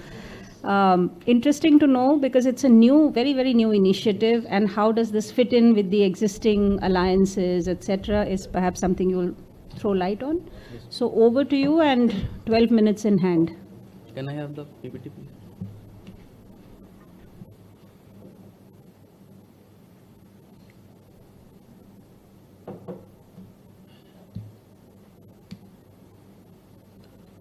Good morning, everyone who present here. Today I am going to speak on India's engagement in I2U2, unveiling opportunities and confronting challenges. So first question is, what is I2U2? So I2U2 is a group of 4 countries which comprises of India, Israel, UAE, and US. This group was conceptualized during the foreign minister meetings of these 4 countries, which happened in October 2021. This is a minilateral forum, which is for international forum for economic cooperation. So in this forum, these 4 countries are jointly investing in 6 mutually identified areas, which are water, energy, transportation, space, health, and food security. So the first meeting of this group was held virtually in July 2022. So the next question which arises is that, are there any strategic interests of the group that we are going to see in the upcoming slides? So the thing is, why it is significant for India. So the I2U2 grouping is particularly important for India because it gives New Delhi the opportunity to use its strategic ties with Israel, UAE, and US to forge profitable economic alliance. By the way, India is already, all these 3 countries are already strategic partners of India. India can leverage investment, innovation, and technology from I2U2 to accelerate its own journey toward becoming the world's 3rd largest economy in the coming decades. This I2U2 can also act as a force multiplier for Make in India initiative by pushing for manufacturing facilities to be set up in the country, particularly in the field of artificial intelligence, fintech, transportation, and space. Opportunities for India. So first opportunity is trade and investment. So with Israel, India is already having trade relations, but with the help of I2U2, we can enhance this relation, especially in the defense sector, agriculture, modern technologies like robotics and AI. With US, India can enhance its relations, especially in the trade and investment of pharmaceuticals, raw materials for various things, oil, defense transfer of technology, which India till date is not having with US, and automotive and manufacturing sector. With UAE, apart from the petroleum products, India has signed comprehensive economic partnership agreement, which can boost the MSME in India with investment in gold, jewelry, precious stones, cotton, and textile. Exchange of technologies. India, with the help of I2U2, can exchange technology and expertise to modern its infrastructure, create low carbon development pathways for industry, and improve public health. By the way, this can also help India in building its smart city projects. It can also help India in promoting the development of critical, emerging, and green technologies. Cyber security. Right now we are living in a cyber age. So where from our phone to our house, everything is going to be online. We can do anything online. So the cyber security is one of the most important aspects in the present day life. So India can collaborate with these countries for digital security, threat assessment, and threat intelligence. India, with the help of I2U2, can conduct joint cyber security exercises and developing the cutting edge cyber capacities. Right now, most of the our critical infrastructure are going through this cyber age. Whether it's our nuclear power plants or our airports, everything requires a cyber security. So these critical infrastructure can also be protected with the help of these I2U2 countries through this cyber security initiatives. Every country in this group is not same.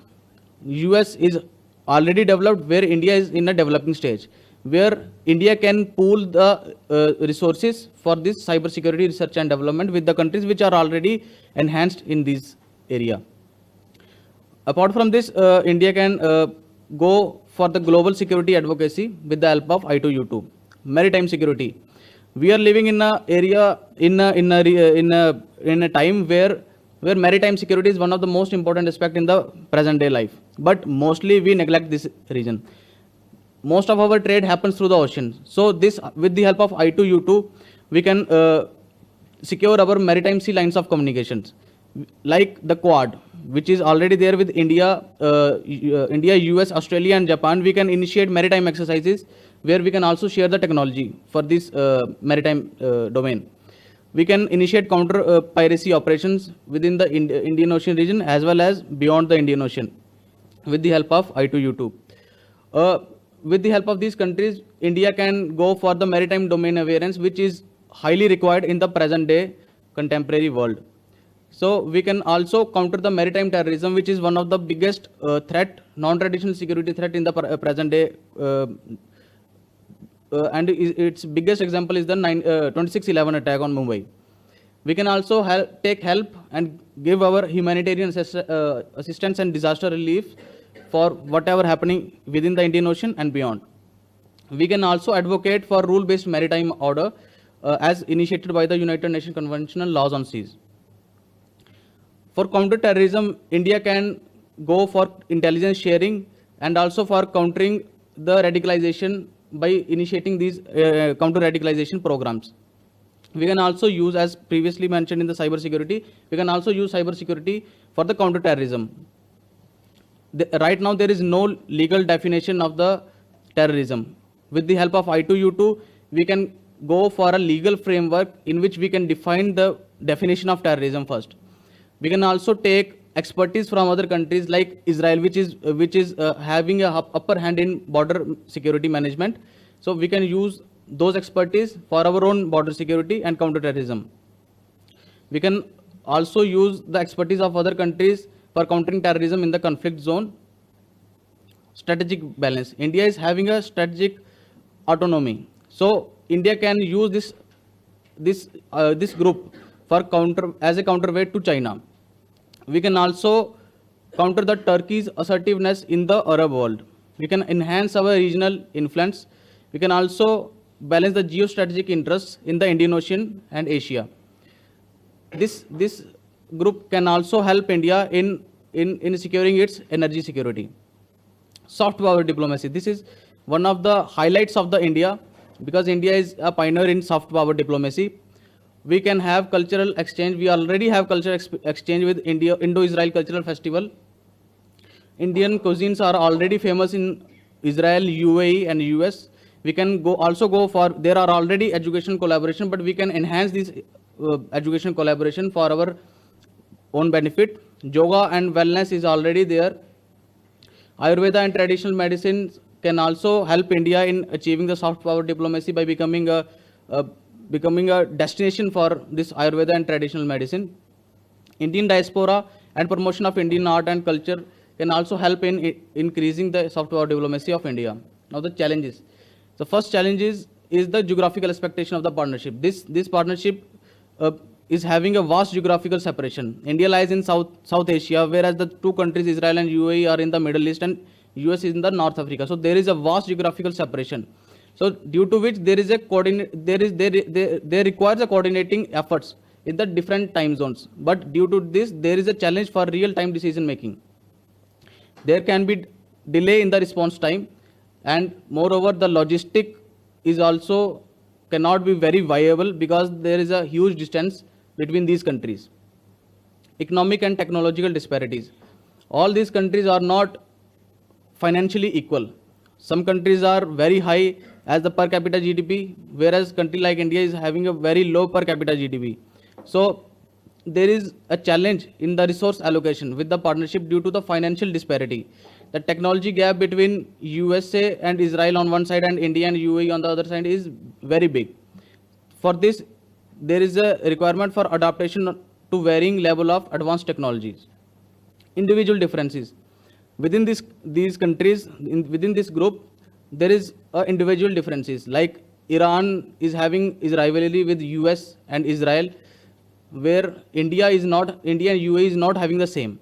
US and India are wary of the China's footprint all over the globe, whereas the Israel and UAE, for their part, have more positive view of China. Cultural and ethnic suspectivity. So there is a history of cultural and ethnic sensitivity in this region, especially in the Middle East. Interreligious conflicts such as Israel and Palestine is already there, and these have a cultural and religious dimension that can affect the partnership building efforts. There is also an issue of handling of cultural and ethnic issues. So we have to do this in very systematic way, otherwise this can backfire to India. Regulating, managing external influence. Within this group, as we have seen the individual differences, there is a need for regulating and managing the external influence, like the Russian influence. India is having a very good relation with Russia as well as with USA. So there is a Russian influence to counter US influence on India. The role of China, this is also there, which the group has to be taken care of. The regional dynamics such as rivalry involving Iran, Saudi and Israel. So this is also which is needed to be taken care. So I can conclude here that I2U2 is a multilateral partnership with the hopeful future. Despite the challenges, there are more opportunities for India being an active member of this partnership. However, this partnership is already working on water, energy, transportation, space, health and food security. There are other fields where India can explore and take this partnership to collective strategic partnership for the regional growth, development, peace and stability. These are some of the references, and thank you. This is from my side.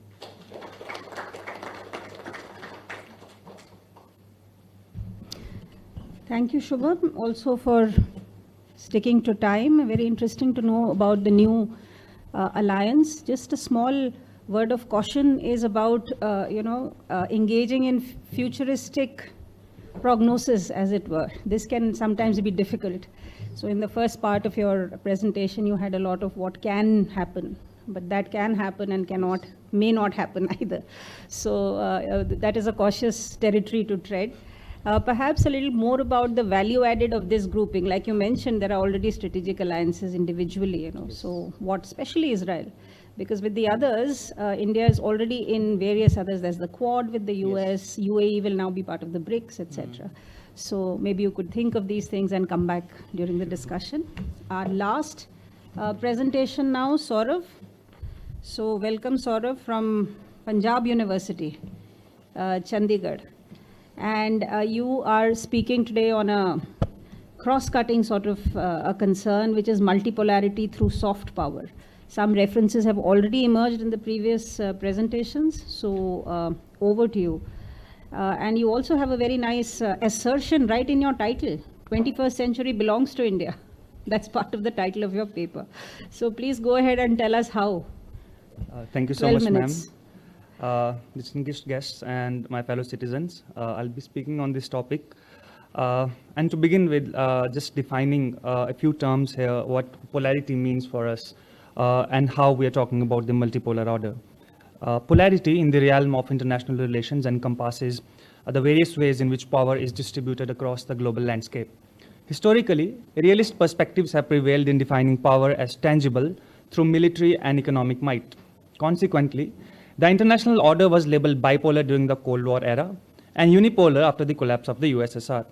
We are currently transitioning into a possible multipolar configuration, referring to a distribution of power in the international system where multiple countries or regions have significant influence and capabilities. However, the sources of power remain dynamic, evolving with the times. Notably, historical shifts will illustrate this evolution. Spain's dominance in the 16th century hinged on gold reserves, colonial trade, mercenary forces, and dynastic connections, followed by the Netherlands' ascendancy in the 17th century due to trade, capital markets, and a formidable navy. The 18th century saw France rise through population, rural industry, administration, military prowess, while Britain's 19th century influence was built on industry, political unity, finance, naval strength, liberal values, and its insular position. The 20th century then witnessed the United States' supremacy due to its economic scale, technological leadership, military might, alliances, and liberal internationalism. In the 21st century, as the cost of applying military and hard power escalates, soft power, conceptualized by Joseph Nye, takes a center stage. It operates through appeal and attraction, involving the ability to sway others without coercion. The 21st century is very well poised to become a century of multipolarity through soft power, implying that multiple countries or regions will exert influence and shape global affairs, not through military force or coercion, but primarily through soft power assets and strategies. Scholars like Amitav Acharya have contended that an idea shift holds greater sway than ongoing power shifts. The rise of India as a soft power will be instrumental in effecting such an idea shift in the favor of India. The purpose of this presentation is to argue that the 21st century is set to become India's era, with the nation spearheading the development of a reformed multipolar global order through its potent soft power.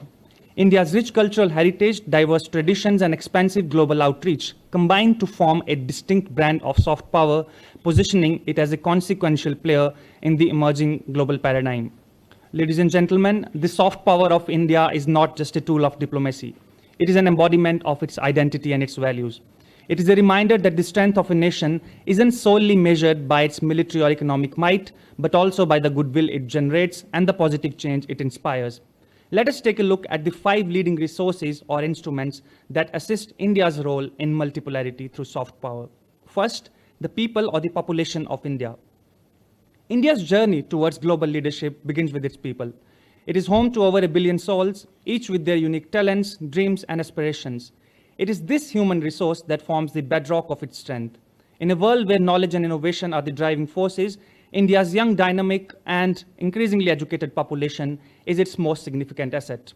Added to it is the fact that the people of Indian origin, its diaspora, numbering over 32 million, can be found in every nook and corner of the world at leading economic and political positions. In the tapestry of human history, India's story is one that embodies resilience, innovation, and the unstoppable spirit of a nation. From the pages of an ancient civilization to the bustling metropolises of today, India has charted a course of remarkable transformation and progress. As we look ahead, the rise of India is not just a matter of national pride. It's a source of inspiration for the entire world. It's a reminder that no obstacle is too great, no dream too audacious when fueled by determination and unity. The second point here is foreign policy. India's foreign policy, characterized by the 5 pillars, as my fellow speaker also pointed out, Samman, Samvad, Samriddhi, Suraksha, and Sanskriti, form a solid foundation for its enhanced role. Some factors will support this argument. First, India has adeptly utilized soft power diplomacy in its advocacy for global agendas such as sustainable development and climate action, trade mechanisms, etc., bolstering its geopolitical influence more so among the nations of the global south, which view India as a champion of their rights, thus inspiring them to follow their suit. Secondly, India has demonstrated its capabilities as a friend in need by extending a helping hand through its humanitarian efforts, whether in responding to natural disasters or providing essential vaccines. This has won India the gratitude and admirations of nations near and far, thereby aiding India's rise as a soft power.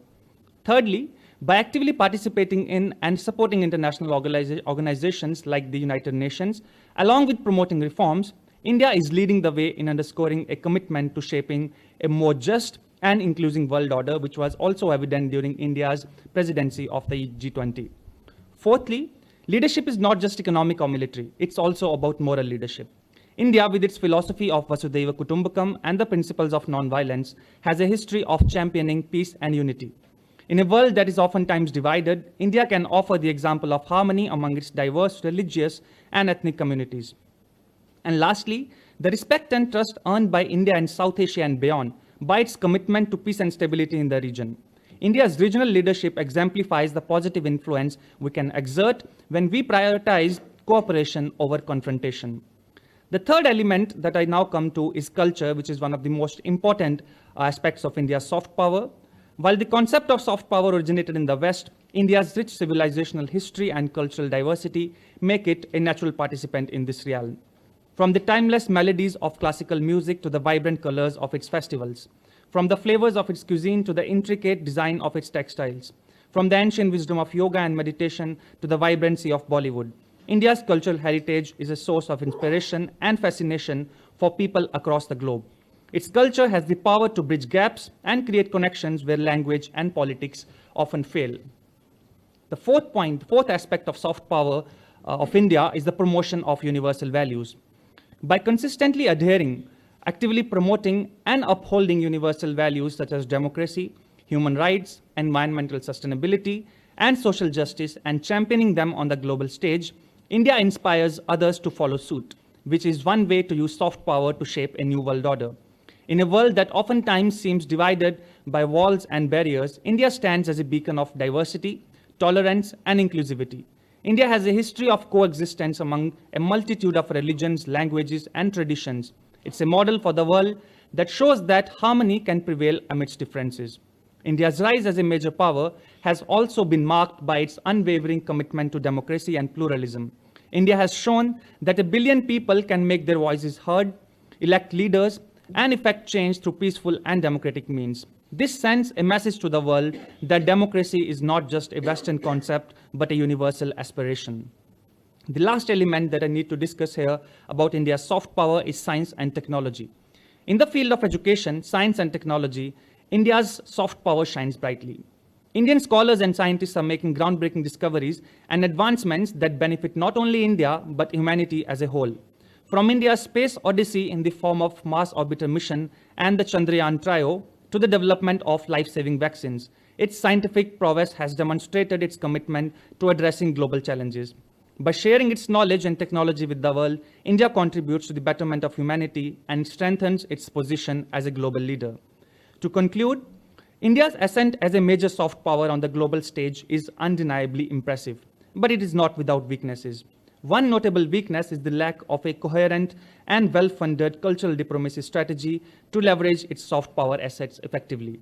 Additionally, social issues like poverty, gender inequality, and religious tensions can sometimes overshadow its soft power, which also reflects in India's precarious missing from the Soft Power 30 Index by Portland Communications or the Global Soft Power Index by Brand Finance.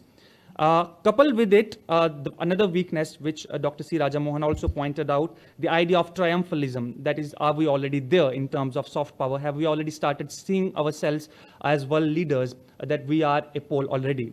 Now, bringing about a new world order through the use of soft power is therefore a complex and ambitious endeavor, and soft power is just one element of it. Other factors, including hard power, geopolitical realities, and the actions of other nations, also play crucial roles in determining the course of international relations and the emergence of a new world order.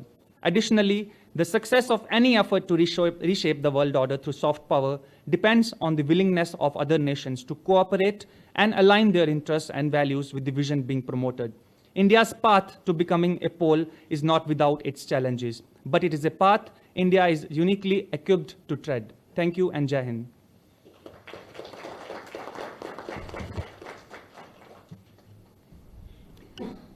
Thank you, Saurav. I think this is a dream panel because everyone has stuck to time and I have not had to say 2 minutes, 1 minute. So excellent. Thank you all. And before I come back, if there is time for me to get back, I would first like to open the floor for any comments, questions. Shall we maybe start with you and then go to the floor? Yes. Okay, the other way around. Discussants here. I see. Okay. My apologies. I didn't. So may I invite the discussants then first to make their comments? Firstly, I think... Sorry, just wait. We have discussants and then we'll open the floor. So why? Please come in front then. Why are you in that corner? Please come ahead. The discussant should be right here. weren't any places.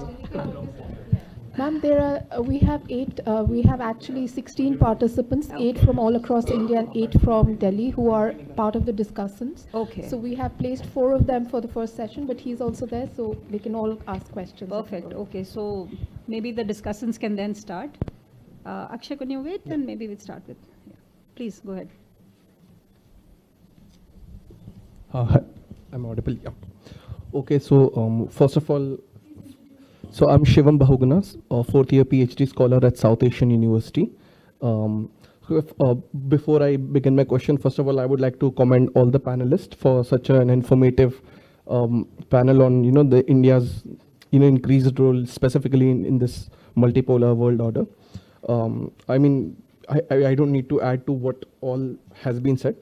Okay, so I do have a question. I would have like 2, one for each. So my first question would be to Mr. Shubham Singh Charak on his India's engagement in I2U2. Okay, so it's, one of the things that you mentioned on the specific parts of I2U2 in the strategic aspect is of course the the China balancing external, like you talked about Turkey, you talked about China, you talked about Russia. So one of the things that has been like stood out to me is the fact that like as far as you mentioned the Turkish angle, so we do have to be aware of the fact that Israel is actually, despite Erdogan's rhetoric, Israel has actually been a very close Turkish ally. And when we saw the conflict between Azerbaijan and Armenia, specifically in the Artsakh region, like we saw that the Israeli arms did a lot of help Azerbaijani forces a lot. And while Armenia is an Indian strategic military partner, so in that essence, I mean, are we, and of the four, I think three of them are generally linked to the American, larger security order. So I'm just curious as to how exactly, like, is India, how much of a role is India setting in the I2U2 as far as the strategic angle, as the largest strategic conversation is concerned? Because I do sort of see I2U2 as more of a West-leaning grouping. Not that it's wrong, but I'm just curious as to what exactly does India add to it. Thank you. So, may I invite the second discussion? We'll just collect the... No, I don't have a specific. I'm Akshay. I'm teaching. I'm assistant professor at Symbiosis School for Liberal Arts. In fact, sort of following on all these 4 presentations, and my sort of loud thinking is in terms of all these 4 presentations in their individual capacities actually make one point more emphatic, is that multipolar world is more of an aspirational thing in terms of what India wants, and rather than what India thinks that it is. In the sense, the first talk about UN Security Council reforms, and we've been talking about UN Security Council reforms for a while, and I think you could say that as the energy about demanding that sort of gone down in recent past, and then we are more focusing on minilaterals and something which Shubham pointed out as well, that while we may be talking about it has currency of saying that thing out loud, but the nature of the world suggests that it's not going to happen anytime soon. So I think it's India's comfort in the unipolar world that it did not want any sides to be taken, and India was comfortable with that. And now when we are between the orders from unipolar to multipolar, I think somewhere there is a transition. And history, we have seen that whenever the world order is in transition, it creates a lot of flux. And this is what I think India is trying to project, that this is what the aspirational reality should be. And therefore, India's focus on, like what Shivam also pointed out, that there are certain strategic overtures that we are doing to project the world. But are we in a danger of then assuming that it is already a multipolar world, something that Dr. Mohan also talked about? So I just wanted quick comments that is it an aspirational thing? And are we just too early to say that this is a multipolar thing? Yeah. Thank you, and may I invite the next discussant?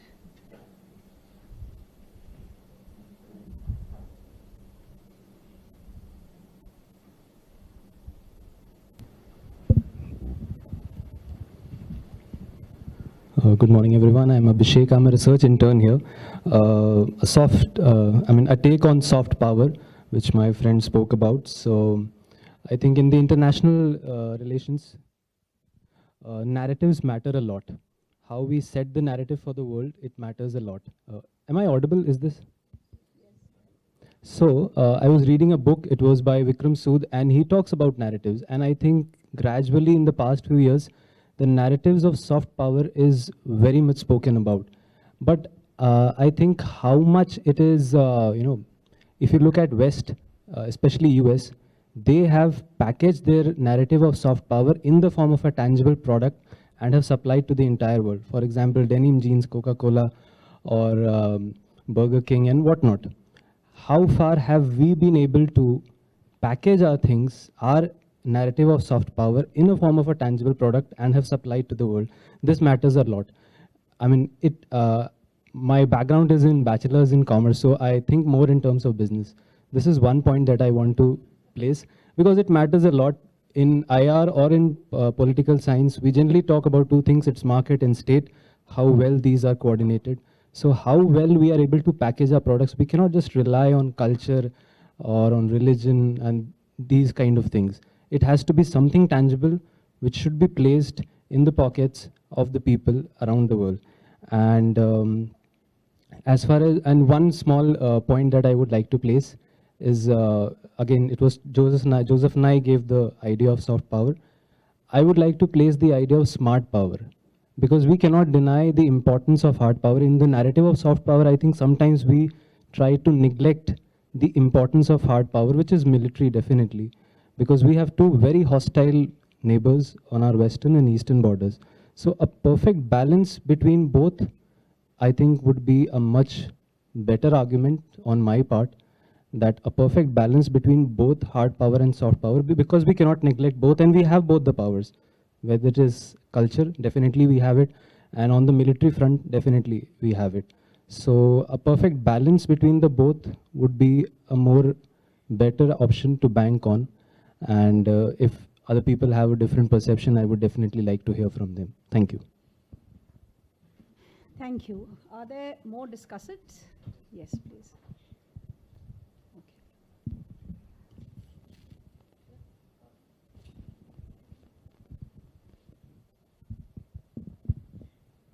Greetings, everyone. I am Avni Sablok and I'm a research associate at the council. So adding to the question that the previous discussant was asking about, my question is, how do we measure soft power in the context of geopolitical diplomacy and strategy?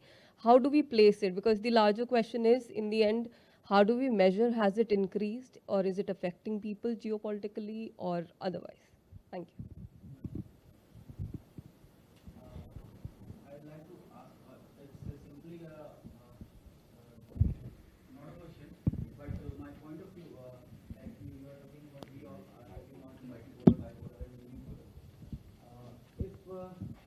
India is buying petroleum from Russia, and Russian and European countries are putting more sanctions to Russia, and in G20 we are seeing that America is looking towards India for whatever the reasons, whatever the interests of America, and what are the things why America is looking towards India. And if we are talking about the soft power, what we are producing or what we are giving to them, why is America is interested in India?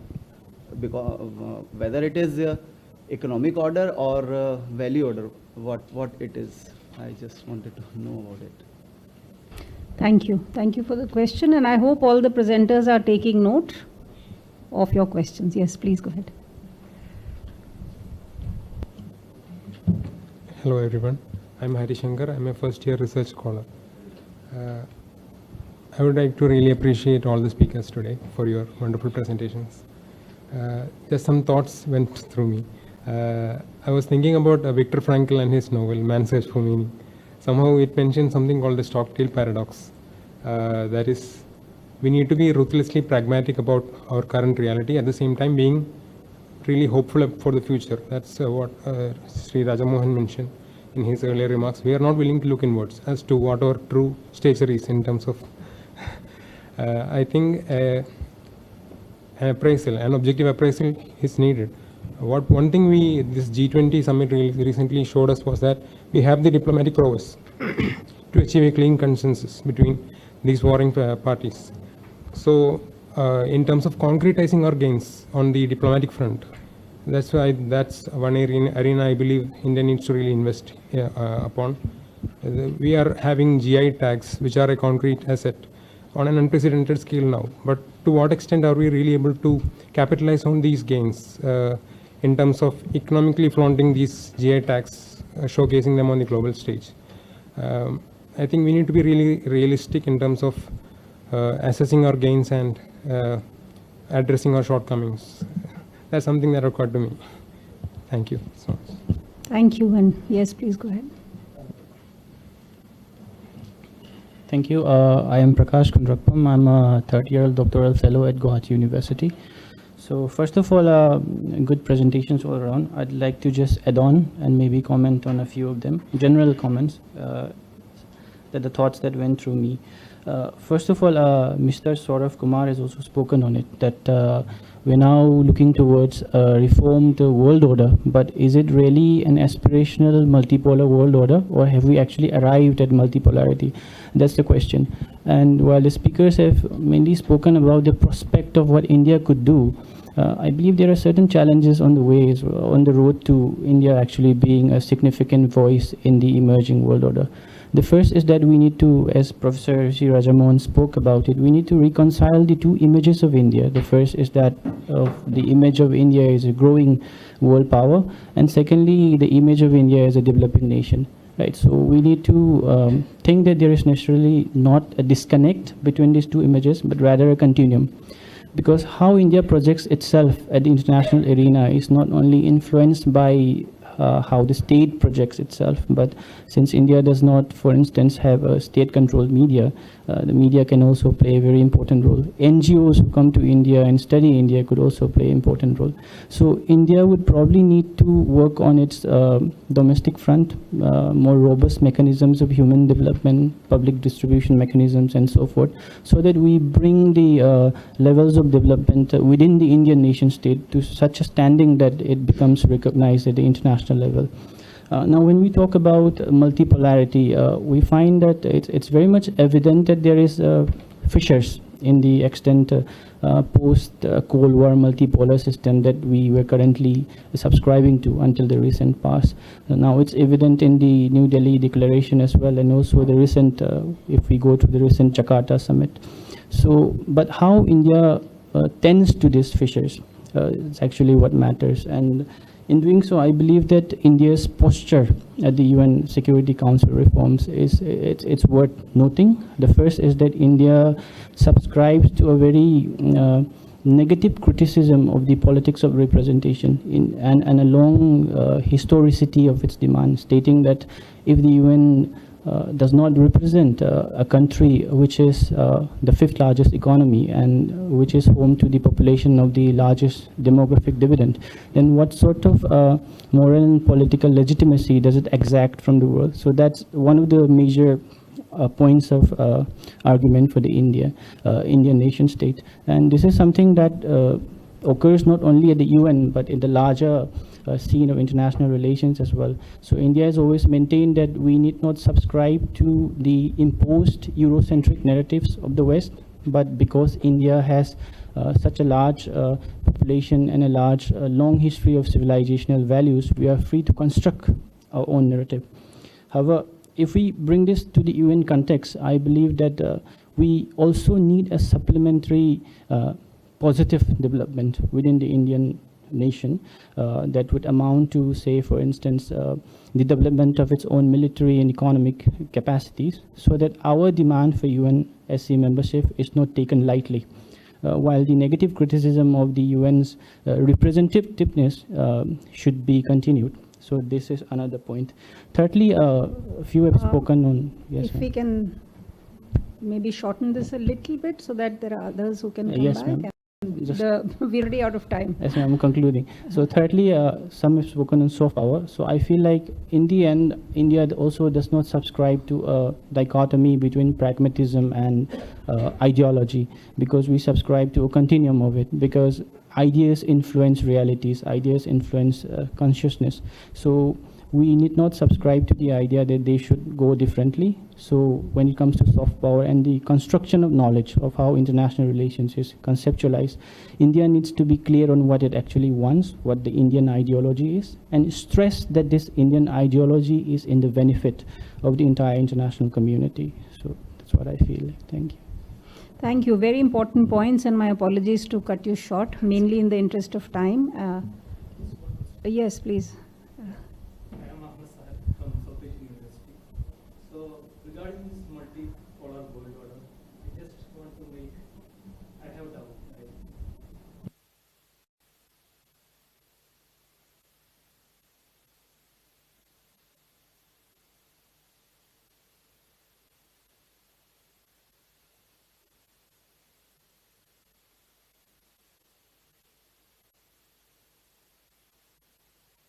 The very last one, 2 seconds. So I have two questions to Shivam. First is, you have mentioned about both multilateralism and multipolarity. So do you think that there is a difference between the two terminologies and how it is being applied in the practical world? Second question is, you have also mentioned that the world is moving to bipolarity. Okay, so will the world accept any kind of alternative order led by China in the longer run, or it is just an idea which is just floating around? So, thank you. Thank you for keeping it short, and this signifies how good the presentations were, because you've generated so much food for thought. So now deal with it. Back to you. Would you like to take the same sequence? Chongpi, would you like to start? Do you want to reverse the order? Why don't you start, Saurabh, then? Thank you so much for your questions. I'll take them one by one. First one was about multipolarity as an aspiration, or have we already arrived there? In terms of soft power, I believe it's still an aspiration. But let's not undermine the idea that just because it's an aspiration, it does not, there are lesser chances of turning into reality. The examples that I quoted from the 16th, 17th, 18th, 19th, and the 20th century, the various countries that emerged as powerful powerhouses of those centuries, we did not see that happen in the first 2 decades of those centuries, but over the whole 100 years of that century. We are only 20 odd years into the 21st century yet, and it's only positive or only hopeful that we will actually arrive at a multipolar order in the future, guided of course by soft power and aided by hard power. The idea that the question that was posed as to whether we need to talk in terms of smart power, yes, we do. Hard power, of course, cannot be ignored. It has to be packaged with an element of soft power. When the idea of soft power originated in 1989 with Joseph Nye, at that time also the idea was that the US is on a decline, and maybe because just like the Japan and the UK saw a decline, US is also going to do the same. But Joseph Nye argued that it's not the same kind of decline we're talking about. US might decline economically or militarily, but there is another element that will keep it high on the hopes, that is soft power again. So from that point of view, of course, there needs to be hard power, but then it has to be packaged within the garb of there has to be hard power packaged within the garb of soft power, so that we do not generate any skepticism. Then there was a question as to how far have we packaged our soft power, or have we packaged our soft power at all into something tangible? This is something, I'm glad you asked this question, because this is something that I can answer from my own very experience. My PhD study was based on fieldwork in 4 countries of Africa, during which I interviewed over 100 people, natives, PIOs, and experts in that region, whereby I can at least think of 5 odd points where you see that it is very much tangible. One, of course, religion and how religion translates into tourism. These countries, of course, have a large amount of Indian diaspora, Africa, and otherwise also 32 million diaspora that we have. They generate soft power for India in terms of tourism, because they come here to visit for religious journeys, Hindus, Sikhs, Jains, Buddhists, the 4 religions, 4 India-based religions. Then secondly, the charity that the Indian diaspora has given to the people of the host countries wherever they have lived. People like Hasmukh Patel, for instance, in Kenya, are a known name just because they engage in so much charity. They provide water in the water scarce areas, they provide food in the food scarce areas, they provide money for education, and that has generated a soft power for India.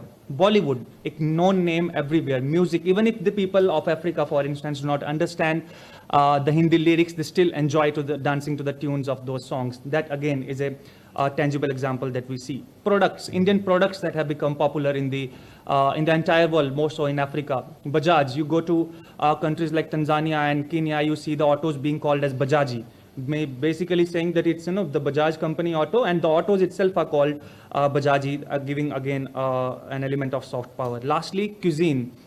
Biryani, chapatis, dosa, etc. have become a household name in the countries of Africa, at least where I visited, and I'm sure it's the case in other countries as well. Then the next question was about measuring soft power. How do we actually measure it? Well, in my thesis also, I was able to generate the ideas that soft power is actually measurable by mixing a quantitative and qualitative definition of soft power. And Even beyond that, we have had 3 indexes in the past, one still ongoing, which has shown us that countries can actually be ranked quantifiably in terms of their soft power, beginning in 2008 with the New Persuaders Index, followed by the Soft Power 30 Index by Portland Communications, which took data from Facebook as objective data, and also conducted some interviews to collect perception data to support that soft power can actually be measured. And the currently ongoing soft power index is the Global Soft Power Index, the 3rd edition of which came in this February 2023, and the next edition is set to come in the next year. All these indexes have basically given a ranking of soft power, measuring tangibly and quantifiably how much soft power a country possesses. India has, in the last index, managed to enter into that index and currently ranks at the 27th number. Last question was what is India giving to the US in terms of soft power? I believe there are at least 2 things that India has to offer to the US specifically. One, the Indian diaspora, which has a huge stake in the politics as well as economy of the United States. And secondly, market, the huge market that India has to offer in terms of products that are being exported from the United States. I believe those were all the questions. Thank you, Saurabh. Thank you so much. Very precisely answered. I think you've covered all the questions that were raised. Shubham, 2 minutes, please. So you ask about the Turkish assertiveness. If we see the relations of Turkey with US, UAE and India. With US, just yesterday, US shot a drone of Turkey. So the Turkish relation with US is not so good. They are out of the F-35 project. When we see the US relation with the UAE, UAE is already an ally of US as well as of Saudi.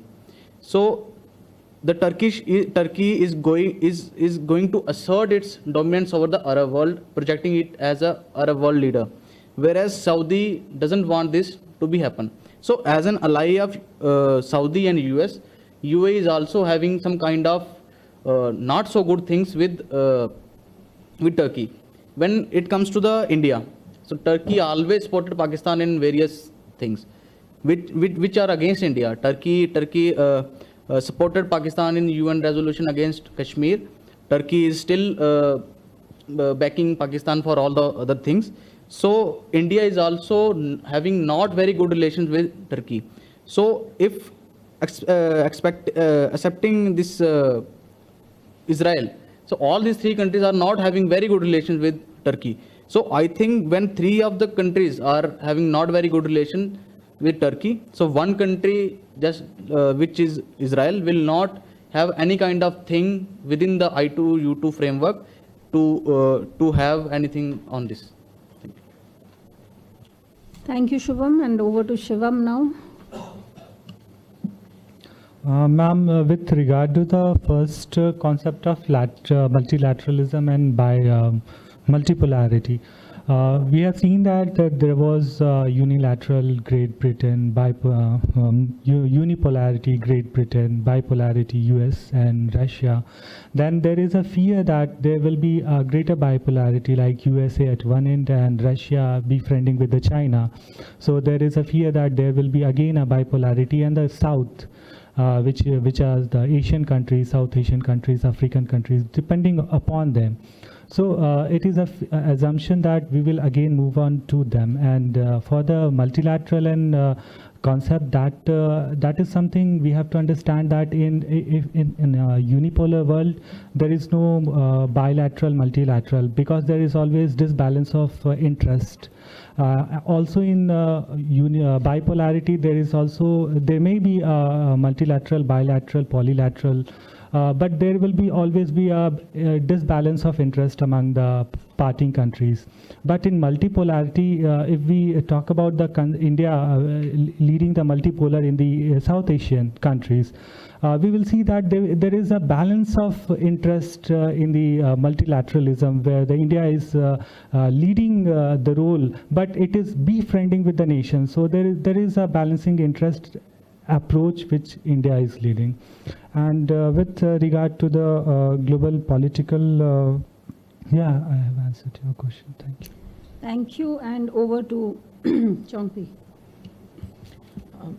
So with regards to the UNSC reforms, as my colleague had also mentioned, the UNSC reforms that have been demanded by India, especially in terms of representation, is, is a valid question because, like he had pointed out, if India, with the world's largest population and demography, cannot be, cannot be a part of the UNSC, United Nations Security Council, then where is it actually headed to? With that being said, obviously India has certain challenges, a lot of challenges, as Sam Mohan had mentioned earlier. He also talked about how, we have to focus on what we do not do right. For example, India, although may be on the verge of becoming a global economic or military power, it has not been doing rather well in terms of the Human Development Index. It has been doing poorly. So to conclude, I think India has it has validity in asking for the United Nations Council reforms, but it will be with its challenges. We've come a long way, and I think we still have a long way to go. Thank you very much. So, ma'am, would you like to? I want to thank all the ones who have presented their papers and the discussants. I'm just going to come in from an approach which is somebody who's worked in the world of diplomacy, and how do we approach diplomacy and what is the role of diplomacy. This whole question about we are not doing too well in the domestic is, I would say that you have to understand the role of diplomacy is to link India's aspirations for growth and development, and diplomacy is a tool towards that. So it's not, you're not saying that you are doing diplomacy in some vacuum and you don't know what you're doing. Diplomacy is used for the growth of the nation. So that, I think, is a fundamental which we must recognize. Point number one. Point number two is that from what I hear is that you're saying many of the things are aspirational. Let me tell you, without an aspiration, without a target, you really don't know where you're moving towards. So if you do have aspirations, you do have targets, you're working towards that. I would say it's very important for nations to be aspirational. I do not think that any nation who is so self-satisfied, wants to do nothing, is ever going to even grow. So aspiration is very important for a nation. Third is, you mentioned about the whole concept of multilateralism and multipolar. Let me deal with multilateralism and UN. All of you mentioned that India should be a member of the UN Security Council. And I would really say that yes, India should be a member of the UN Security Council. It has not become a member of the Security Council because they are contra interests. They don't want you to be there. The question no longer is about will India be there or not. I think there's a very broad understanding that India should be a member of the UN Security Council. The question is now moving towards, is the UN relevant any longer? I think you all have not looked at that question, because if the UN does not reform itself, and that is the need of the hour, the question of the relevance of the United Nations and these bodies will come up. I think we have to be mindful of that. So that is one thing I would mention. You can, it's been there for 75 years. What is it going to do to ensure it will be there for 75 years? If it does not move in a world that is changing so rapidly, I don't know, the question marks will be more about the United Nations rather than about India's membership to the United Nations. So that is one point I want to make. And I do also feel these arguments about, which you also mentioned, efficacy, efficiency, these are all hogwash. I worked in the United Nations, and I can tell you that a 15-member and expanding it to 21 members does not impact its efficiency. So, these are arguments to counter any kind of reform. And we do know that the UN Security Council needs reforms. And the last is, the whole concept of a multipolar world. From the broad discussions, it is very clear that it is no longer unipolar. If it is not unipolar, what is it? Is it bipolar? I don't think so. I don't think there are two parts deciding which way the world is moving. So it's not bipolar. So what is the decision-making process and how are countries influencing? We may not have reached, as you say, multipolar world, but the fact is you are seeing the growth of more and more players in the world.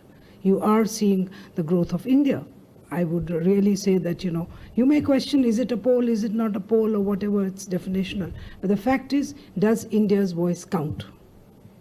And I think that if you are looking at a global order in which you say India's voice does not count, I'm afraid you are not really going to make a decision which is going to be actually taking into account global realities, So that, I think, is something diplomats globally are recognizing. And if you think, and if you are calculating that, United States is taking a decision on South Asia or even the broader region without taking into account into its calculus the role of India, I don't think so. No capital in the world is, when they look at this part of the world, is going to ignore India. Even if you look at Africa, I do not think countries would look at Africa without maybe consulting India.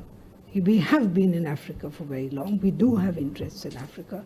So I do feel that, India's role is very much there and it is taken into account. Arguments about a pole, firstly, what is a pole? None of you defined what a pole is. So what is the pole? What are the attributes of a pole? And I think that if you were to even go into the definitional, I would say that India is a pole. And you refer to the hierarchy of poles, fine, there could be hierarchy of poles. But the fact is that, India is emerging there. And to say that India is the same as Africa, some country which is really struggling, South Sudan, I don't accept it. Is India more closer to influence global politics like France? I would accept that argument. So for me, India is very much moving towards becoming a pole. So I had to say this because I am a practicing diplomat. I have been there and I have entered into rooms. We have discussed, we have set the agenda. So I would really go along that argument. I would believe that, of course, triumphalism is something which we should not get into. But the fact is that if you don't even recognize your strength, who's going to? So I rest my case. Thank you so much. And I agree with many of the points you made and disagree with some. But if I respond to the papers and presentations, perhaps I'll have to borrow some time from Dr. Dhananjay's session, which is not good. I do want to just make last 2 points. First point is, of course, to the hosts, to ICWA. I think this is a great idea, bringing young scholars. I don't know if, did you mention it's the first time it's been done? I really hope it's not the last, because it's wonderful to see all the research. Sitting here in Delhi, we don't also get to see what all is happening. It's wonderful to see all of you from other parts, and hopefully this will be growing from strength to strength. Second point is just an overview point, because we are also all from academia. And while I agree, the diplomat's view will be distinct from an academic view. And a sense that I got from a lot of the presentations was this very, the happy song about India doing very well, which is very good. This is good. It's not good to be pessimistic. I agree with that. But there have to be, challenges that have to be addressed, and a critical inquiry is key to academia. So as academics, even a simple thing like semantics, like language, when diplomats, for example, represent India, or ministry officials, they always use the pronoun we, and that's the valid, legitimate use of the pronoun. For our students, we usually say, please keep yourself distant. Don't say we, because you're not here to defend or to project, but to critically assess, right? So India, policies, that keeps you a little bit distant from what it is. So both are equally important. I agree absolutely that definitions are very important. What is multipolar? The international system is a messy place. These are, at the end of the day, constructs that we use to make it a little bit, to make sense out of it. Within that, hierarchies, what a pole is, we need much more discussion on that. But definitely the focus on and this is a common sort of thing I'm saying to all 4 presenters, that please do look at challenges, and sometimes we tend to confuse what we want to see and what actually is. Perhaps we need to give a little bit more focus on that as well, to come out with, sort of balanced outcomes of academic inquiries. So I will stop here, and thank you very much for having me here. And sorry if we've transgressed on time, which I think we have, but back to you, Dr. Banerjee. Thank you so much, ma'am, and our speakers for such an enlightening first session. We will take exactly a 5-minute break because by 12:30 we start our next session, so you can go out, take your tea, and bring it back here. Thank you so much.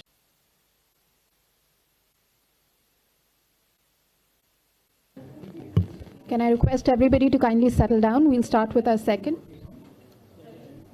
Please come. Yeah, ma'am. Welcome back. We will now start with our second and last technical session on India's solidarity with the Global South. I would request our chair, Dr. Dhananjay Tripathi, to kindly conduct the proceedings. Just an administrative announcement. We would request all our participating scholars to kindly send in their papers so that we can take out a publication at the end of the conference. Thank you. Sir, all yours.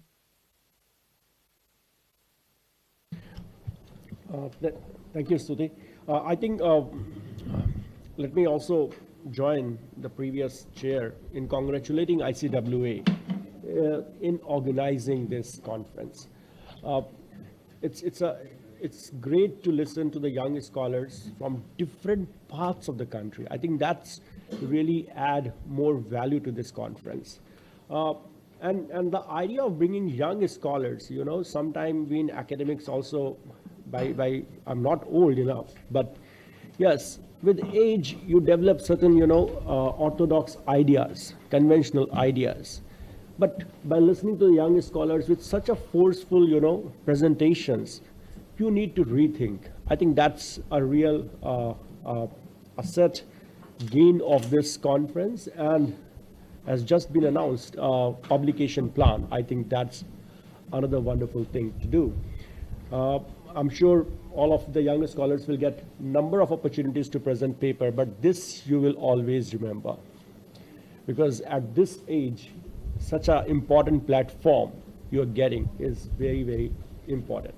Now,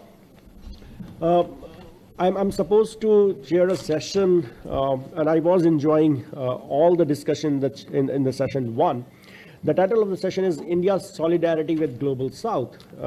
And I'm so delighted that the observations or the points that was there in the keynote address was taken into the session 1 so carefully. And in fact, all the speakers have made their remarks, presentation in and around the theme that has been discussed in the keynote address, including Ambassador Singh made certain remarks on that.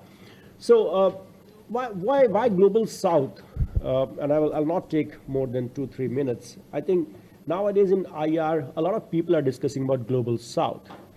Is that something new? For a country like India, it was always Global South. You know, it's largely the new kind of a fashion that is coming up, is mostly from the Western assertion. And why this Western assertion? I think somewhere down the line, there's a cushion of China in the West, in the minds of the West. And that's why, and why China? Because China is somehow, has been said in the keynote address as well, China is asserting. And China, I'm sure you may disagree, but I feel China is a revisionist power. China is a revisionist power, and why? Look at some of the very recent example, the new map. You know, the new map. What was the need for the map? There were controversies, there were issues, but when you bring a map, you assert more. You know, maps are also political. Maps are also not merely symbolic. It has a political message. So they are conveying to the world, not only India, but even to Russia and Southeast Asia, that, you know, things belongs to us. So here is a revisionist power that is trying to change the discourse in the international system for various reasons. I don't want to get into that. And that is why the Global South is becoming so prominent. But for India, the Global South is about continuity. You know, it was always there. The post-colonial India was always talking in terms of non-alignment. We will not go with the poles, but we'll talk of developing countries and our contribution to forums like UNCTAD. Nobody discuss it so much nowadays. Look at SCO breaks our interventions, and look at G20 presidency. We brought African Union in. That is one of the major contribution, and we told the world that, look, you can't really ignore these relevant, important, growing regions of the world if you're talking of the international forum. We look at the way we are articulating the world is one family, and this is something beyond the polarization. And I'll end my initial observation on a point. I'm taking a clue from what Ambassador Singh has said. There are issues of idealism and there are hardcore realities. Ideally what a world should be, there should be no poverty. Ideally the world should be discussing about climate change. Ideally the world should be discussing and should arrive on a consensus on a term like terrorism. But what are the hard realities? And I was so, I work on geopolitics, but borders and geopolitics, and I'm so delighted that this term has been so much used nowadays, the geopolitics. But I also, I feel really good that somebody also talked about geoeconomics. I think both the geopolitics and the geoeconomic turn in the world, people have realized that how China has become so rich. I really don't want to get into that story. But, now the geoeconomics question is also relevant, and that is where India's position is very, very important. So, yes, there are idealism in the world politics. As a theoretician, we also talk about that, but there are hardcore realities. And here, I think the question of India's support or India's, idea of global South, I'll say it was a continuity in our foreign policy. It reflects a continuity in India's position. It may be a very fancy term for the global North, like nowadays there's so much of discussion on post-colonialism. And who is defining post-colonialism? Not we, they are trying to define post-colonialism for us. I think this is an appropriate moment, and events like this, where young scholars are discussing about India's, role, I think is very, very important. We should encourage this. And with this, I'll stop, and I would like to listen more to your ideas to really get more, energy from this conference. So I'll call as per the schedule being given to me, and may I request Ms. B. Purnima, who is from Manipal Academy of Higher Education, Manipal, and she will be speaking on India's technology diplomacy towards Global South, strategies, narratives, and implications. Yeah, please. Thank you, sir. Very good afternoon to all present here. And without any further delay and hoping that I maintain the reputation of the panel one, let me jump directly into today's this thing. I'm going to give a very brief presentation on India's technology diplomacy towards the Global South, what strategies it has been adapting, the kind of official narrative surrounding India's technology diplomacy towards the Global South, and some takeaways. And firstly, technology is an all-empowering component of today's life, in today's functioning of the globe. And it's a source of comprehensive national power for any state. And that's how it has also helped India in its rise in the power ladder. And so technology diplomacy is the use of technology as a tool of diplomacy to achieve India's foreign policy agendas. And so far, India has been using it in a very effective way, especially towards the Global South. It has helped India strengthen international partnerships and also have a say in shaping the global norms and standards for the development and use of technology. Through years, India has been a very active participant in multilateral forums, especially during the times of SSODs, the Special Session on Disarmament, in influencing the kind of agreements that come with respect to nuclear weapon use and any other evolving technology. India has been an active participant. And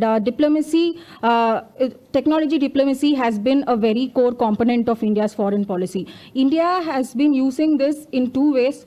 Firstly, diplomacy for technology, for sharing technology, as well as learning from the global lessons, learning new technologies, new ways of adopting technologies, as well as technology for its diplomatic conduct.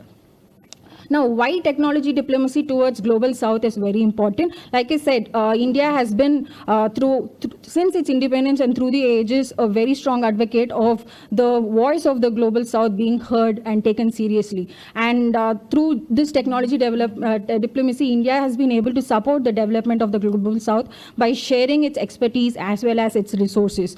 More so, it has helped India enhance its global influence by promoting its technological leadership and values. This is a very prominent stage for India, prominent opportunity for India to promote its stance with respect to technology and technology development and helping the helping other states of the global south.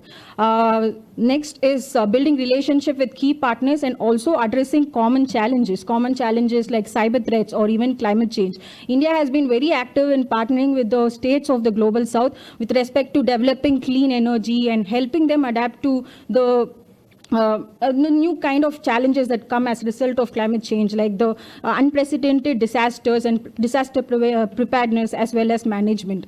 And finally, in this current century, digital economy plays a very important role in economic development, and India's technology diplomacy has helped building many important aspects that regarding digital economy, like digital infrastructure, development of digital skills in these countries, thereby attracting investments also, as well as creating jobs, which are very important for the development and progress of these countries as well. For example, the UPI has been adopted by many of these developing countries like Malaysia, UAE and Bhutan, and this is a very important step in the sense that it helps the promotion of India's trade and commerce, the prospects of it with these countries, and that is a positive step ahead.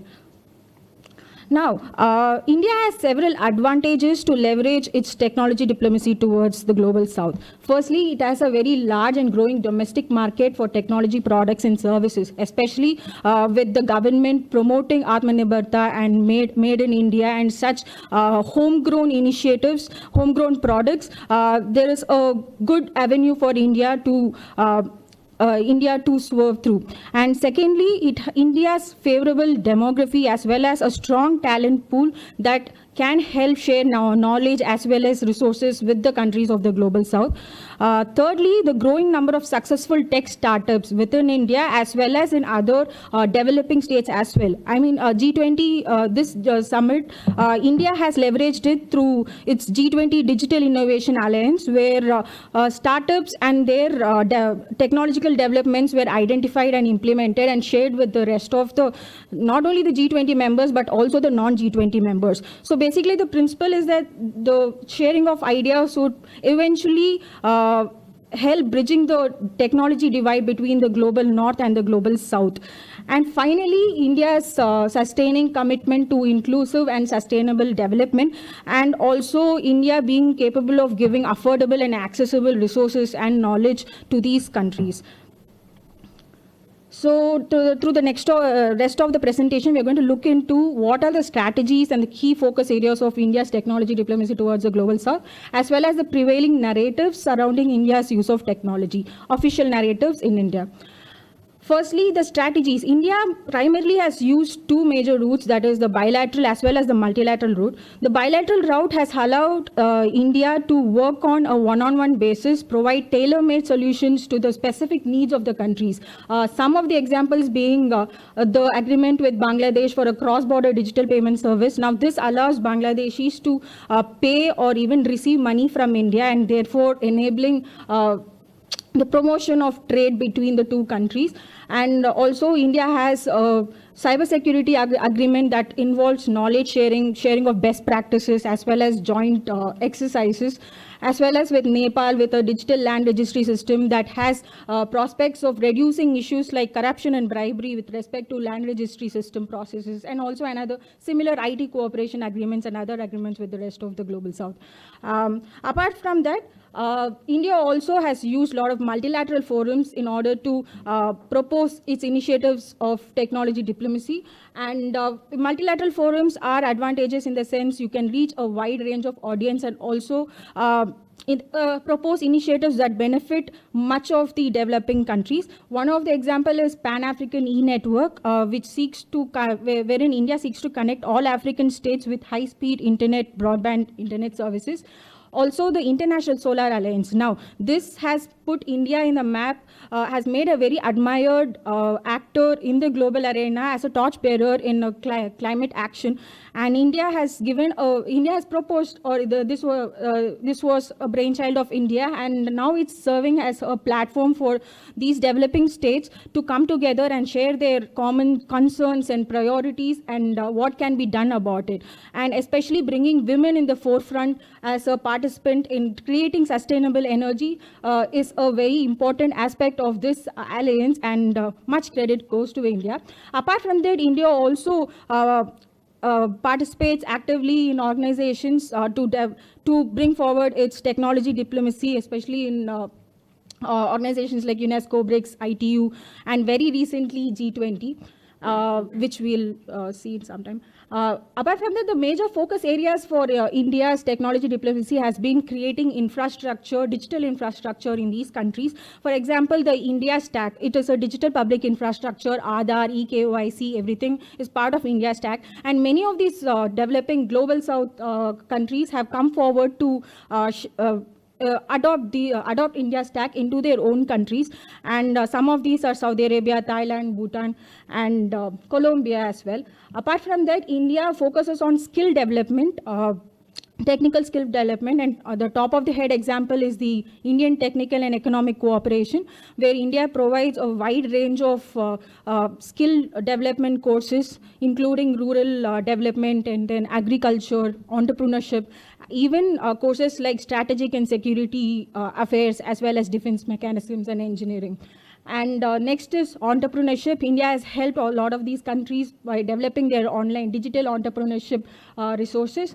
And governance is another area of focus for India's technology diplomacy, where India has helped in the digital identity and digital governance in these countries. And finally, the security aspect. Of late, India has been promoting for the responsible use of AI. It has also offered to train about 3 million participants in AI and the development in AI and how to manage its evolution, as well as other cybersecurity cooperation as mentioned before. Now, quickly jumping into the narratives, there are some major narratives that have been propagated, that have been mobilized by the Indian government and the officials of the Indian government, some of them being India is a reliable partner for developing countries on technological issues.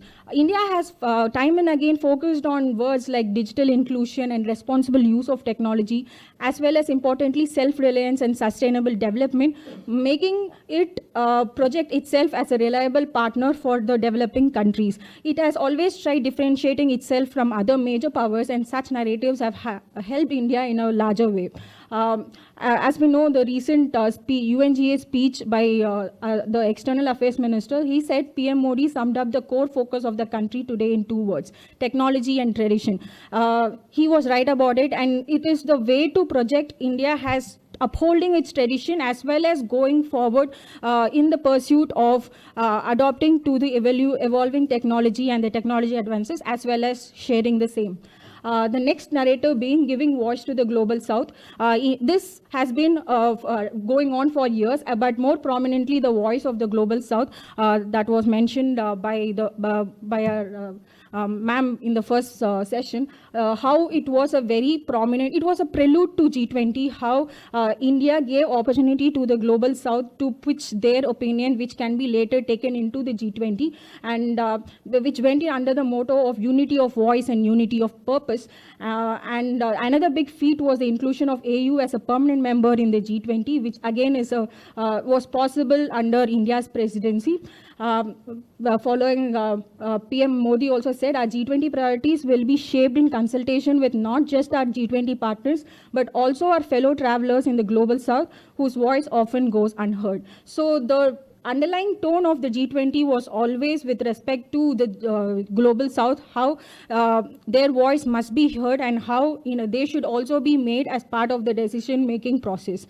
The next narrative is India is a champion of South-South cooperation on technology issues. It's promoting India's importance as a rising power as well as its focus on South-South cooperation.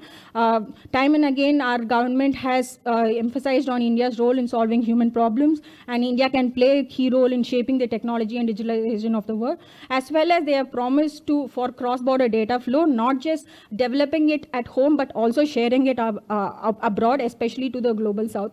And finally, tracking back there's been trend of tracking back to history for promotion of indigenous and civilizational knowledge. And as part of G20, India also organized the Bharat Mother of Democracy, a tech-based exhibition where history from Rigveda, Ram Raja were all exhibited to demonstrate that India has, by tradition, been involving everybody in its decision-making process, and it's a democracy, only to demonstrate or tell the world or give a signal that even G20, the global south and everybody in the global community will take into advice. Finally, these narratives have not just been completely restricted to the official circles of the Indian government, but with this G20, even the private entities, civil society, both in social media and mainstream media, and even common men have been able to drive these narratives very successfully, helping in a construction of India's image as a very responsible and benevolent power. So India's support to Global South is being increasingly recognized, as we see recently the Mauritian Prime Minister said that it's not a country that says bye-bye. It is not a representative of a Global South. Rather, India takes the rest of the Global South to the table along with it. So that says a lot about India's, at least the impression that India has made in some of these global south countries. And secondly, technology diplomacy has been turning out to be mutually beneficial. India hasn't just helped the other countries, but it has helped itself by the concept of self-enlightenment. It has also enhanced India's global standing as a team player and a responsible power.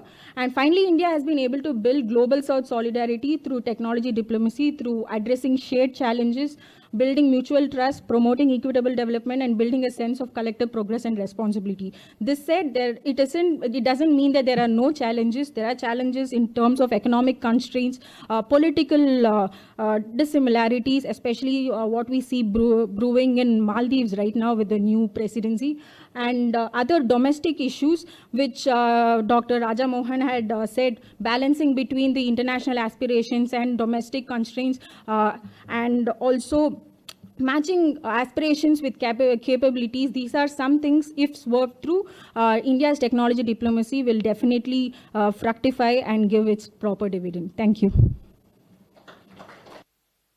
Thank you, Purnima. I think I'll keep the comments for the last. May I now request Sayantan Haldar, who is from South Asian University, from my university. And I know I'm aware of his work, and he will be speaking on Global South cooperation in the multipolar Indian Ocean, examining India's role in IORA. Thank you to the chair. Good afternoon, everyone. So this is a work in progress, and the paper that I'm going to present today is a slightly modified version of the abstract that I had submitted, and which I have revised subsequently after receiving some suggestions from ICWA, so thanks for that. And so at the outset, I think I want to state that the purpose of this paper is to look for some normative pointers which can be instrumental for us in understanding how India can engage with IORA on lines of Global South cooperation. And keeping this in mind, the title of my paper is Global South Cooperation in a Multipolar Indian Ocean, Examining India's Role in IORA. So starting from the broader question of multipolarity in the global order, and I think a lot of speakers have emphasized this today, and this has been reiterated time and again. Multipolarity has, in fact, actually increasingly characterized the global order, marking an end to the Cold War and post-Cold War geopolitics, which were of bipolarity and unipolarity, respectively. Now, what are the variables which are instrumental in the construction of the emerging multipolar order? So, a few variables which can be identified are the rise of China and emerging India, changing political dynamics in Europe, shifting role of Japan, Australia, ASEAN. So in a sense, the middle powers as we knew it are sort of occupying a more prominent space in how the global political discourse is shifting. Of course, there is the factor of Africa. Now, in this context, I think it is also important for us to note that oceans are global spaces. Now, as a global space, geopolitics in the oceans too have witnessed an emerging multipolarity. So whatever happens, the global political order will have some reflection on other sort of global spaces which can be seen as subsets of the broader global political order. Now, since I'm working on the Indian Ocean, this merits the question: what does the contemporary Indian Ocean geopolitical landscape look like? Now, before going into that, I think it's important to provide some historical context. Indian Ocean for a very long time, and I'm borrowing words of Christian Bouchard, who said that Indian Ocean was considered as a neglected ocean, and it was hardly perceived as strategically relevant. Now, this was mainly because as a politically fragmented region, there was no common threat that anchored geopolitics of the region as a whole. But I think increasingly, and especially after the turn to the 21st century, with the economic rise of India and China, and the Indian Ocean assumed greater salience, which of course enhanced the strategic relevance of the region. Now, if we go back to the maritime security challenges that emerged in the Indian Ocean, I think one of the first big challenges that emerged in contemporary times was the threat of piracy near the coast of Somalia, which propelled Chinese naval presence in the Indian Ocean, which was, of course, encouraged and supported by the US. And this, in a sense, marked the beginning of Beijing's growing naval footprint in the Indian Ocean. Now, this, of course, prompted a shift in India and US's approach towards the Indian Ocean, which primarily manifested by way of US's gradual economic disengagement with China, and also a sense of security dilemma that crept into India's strategic calculus, and how it began to see the threat posed by China at sea.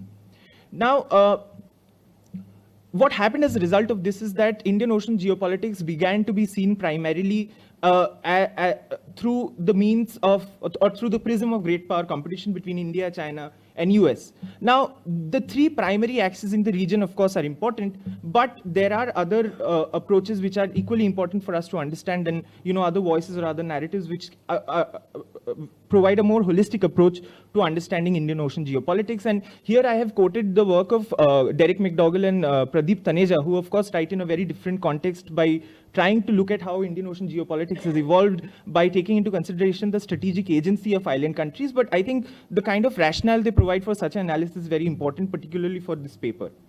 Now, I think another work which is very important is the one by Frederick Gare and Jean-Luc Saman, who posit that a new Indian Ocean has emerged where the great power contest is compounded by simultaneous strategies of local players.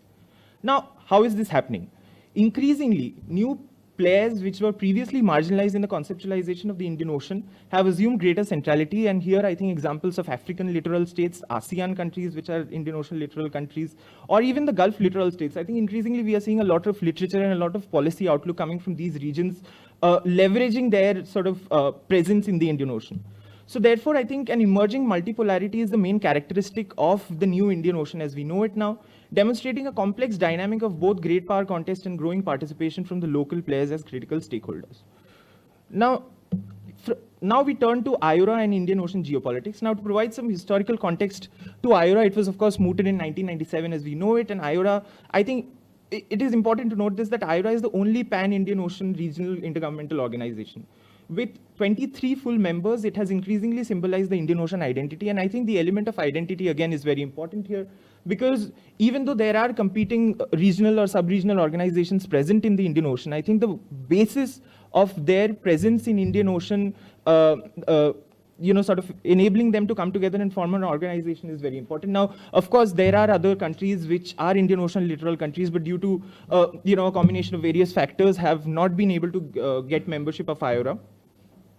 Now, I think, again, the structure of IORA as an intergovernmental organization positions it as a norm setter of the region. The Council of Ministers, which meets once yearly, provides it with an opportunity to review and work towards collective cooperation in the Indian Ocean, which of course is very important.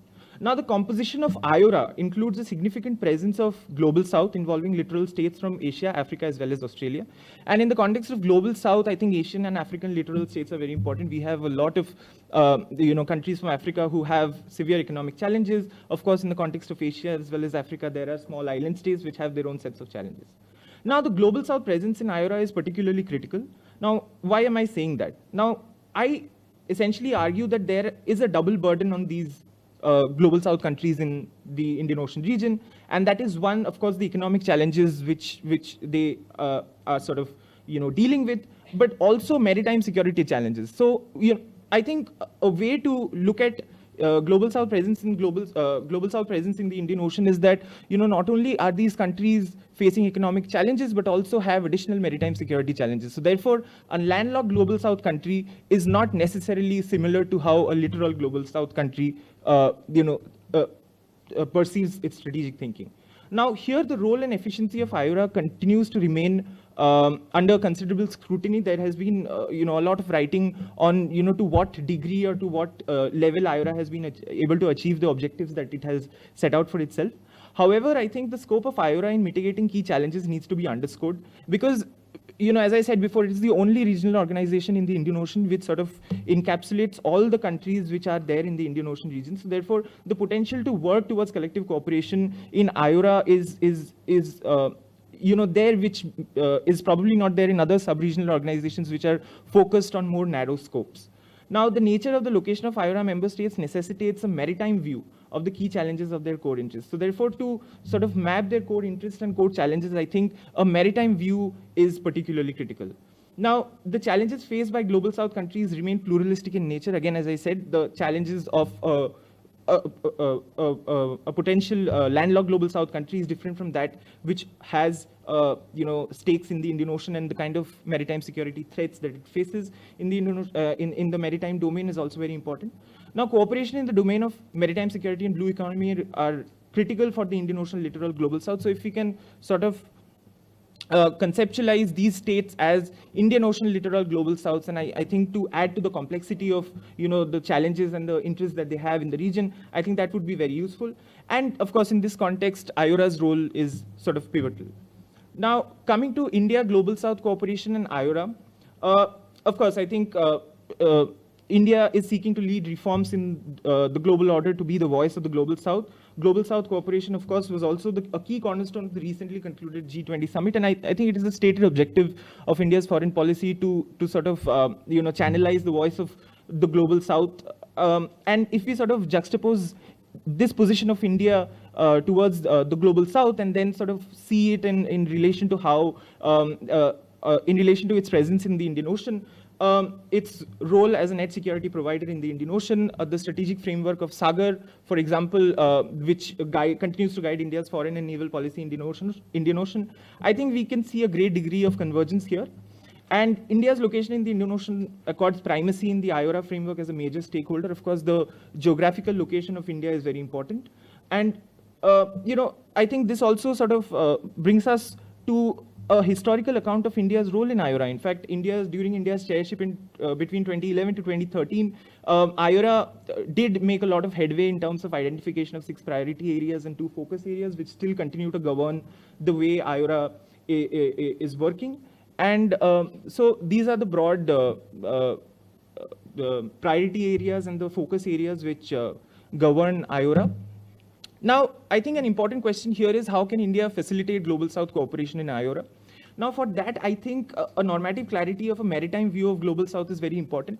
So therefore, how we can think about it is not just to approach, not just to have a vertical approach of looking at Global South by way of economic determinants, but also a more horizontal approach by way of, focusing on their cartographic or geographic locations. And this will enable us in conceptualizing the intersectionalities and the challenges and interests of the Indian Ocean littoral global south.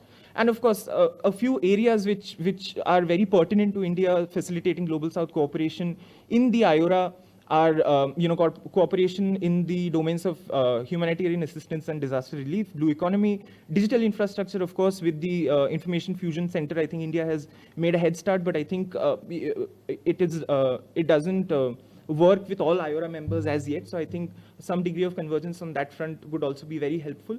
And in a sense, sort of, if we look at maritime security challenges as a broad framework, including human security, energy security, food security, for example, I think that would be very helpful. So I think I will end here.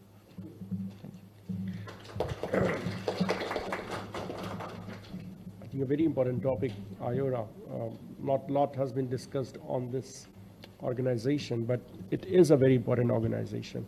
And when we should also remember the role of late Nelson Mandela, in the Indian Ocean region, in Indian Ocean regionalism. Now from here, I think a very important title that Prashant Kaushik is going to present, and he is going to speak on India, China, and Global South, a comparative analysis. And Prashant is from Central University of Gujarat, Gandhinagar. Over to you, Prashant. Thank you, Chair. Good afternoon, everybody, and my regards to Dr. Banerjee, Ambassador Singh, and thanks to ICWA for organizing this wonderful conference. I'm going to talk about the topic. Basically, the argument has three dimensions. The multipolar world, a lot has been already said. So the question is, are we there yet? And looking at the current international order and the global south there. And of course, voicing the global south, where does India and China stand in that? As already been pointed out, it's a world of contestations. So where does the two stand in that contest? So, well, as a pole, the definition which is available there, a country is required economic power, military might, and other forms of influence to be a pole of its own. And a multipolar world is a world where there are multiple centers of power and influence rather than one dominant superpower or bipolar rivalry, as the case has been during the Cold War and the post-Cold War era. The economic size, military might, and global leverage, if that is to be taken as the definition of a pole, then we can say that it's the United States, of course, and increasingly China fitting into that definition. Of course, there are several rising middle powers and non-aligned countries with large populations and growing economies, but do they really constitute a pole yet? That's a question which has been coming again and again. It will keep coming up for maybe next few years. This map or this diagram also illustrates the point, actually. The two countries, US and China, are accounting for half of the world's total defense spending, and their GDP roughly equals the 33 next largest economies added together. Of course, the US is the largest military and economic power. And according to Chinese scholars, China is the only country which is closing that gap with the US. Of course, it can be questioned further. The problems with the international order, the current international order has already been pointed out. And where does the current international order stands with the global south? Of course, the international order is facing the problems of legitimacy, equity, and complacency, among others. It's a like almost 80 years old order established in the wake of the Second World War. Can we still govern the world with the 80-year-old international order, that structure? That's the question which is coming up. Whether the rules which have been laid back then been observed by the advocates of the international order, US, that's a question. Whether the international order has served the interests of the majority of the world, a global south being left out, that's another question. And of course, the sheer longevity of this international order has also led to a lot of complacency that this is a wonderful system which has served so well. Perhaps the challenges have been there, but here and there little reform has served the purpose, and the order has been quite like long living. So these are the questions which but then these are the problems which lay at the core of the international order. Of course, these we find being aggravated in the wake of the COVID-19 pandemic and the repercussions of ongoing conflicts, tensions, and disputes. Ukraine is one. India, China is another. China's expansion and policies in South China Sea. There are several more. And of course, there are changes in the distribution of global economic and political power. This is something which is there. World Bank has called it the shift of economic power there from the Atlantic to the Indo-Pacific or Asia-Pacific, as we may call it. There is no doubt that the international order need reform. And of course, primarily to improve global cooperation, because there is a need to become more representative actually now, because as we have discussed from the number of countries who were there as the founding members of the UN till now, like how like more than 100 countries have joined UN, but then the grouping remains selective. So this is amply reflected when the Indian External Affairs Minister says that the days when a few nations set the agenda and expected others to fall in the line are over. Thus, a multipolar world is more than desirable. And where does the Global South comes in the gamut actually? Of course, the Global South is not a geographical term, as my fellow panelist has already pointed out. Well, it denotes a mix of political, geopolitical, and economic commonalities which are there between nations. And of course, once again, as the Indian External Affairs Minister has pointed out, it's a feeling. Those who have it, they know it. Those who doesn't have it, they also know it. And since the turn of the 21st century, as I mentioned already, this shift in wealth is taking place. What are the priorities of the Global South? Of course, it is more of sustainable living, ecological balance, inclusive and sustainable growth, universal health care, access to quality education, technology has been pointed out already. The need to improve the Human Development Index, of course, to raise the capacities and the capacity building. Deal with the climate change. When UN was established, climate change was not such a major problem, which is today actually. The need to access COVID vaccines.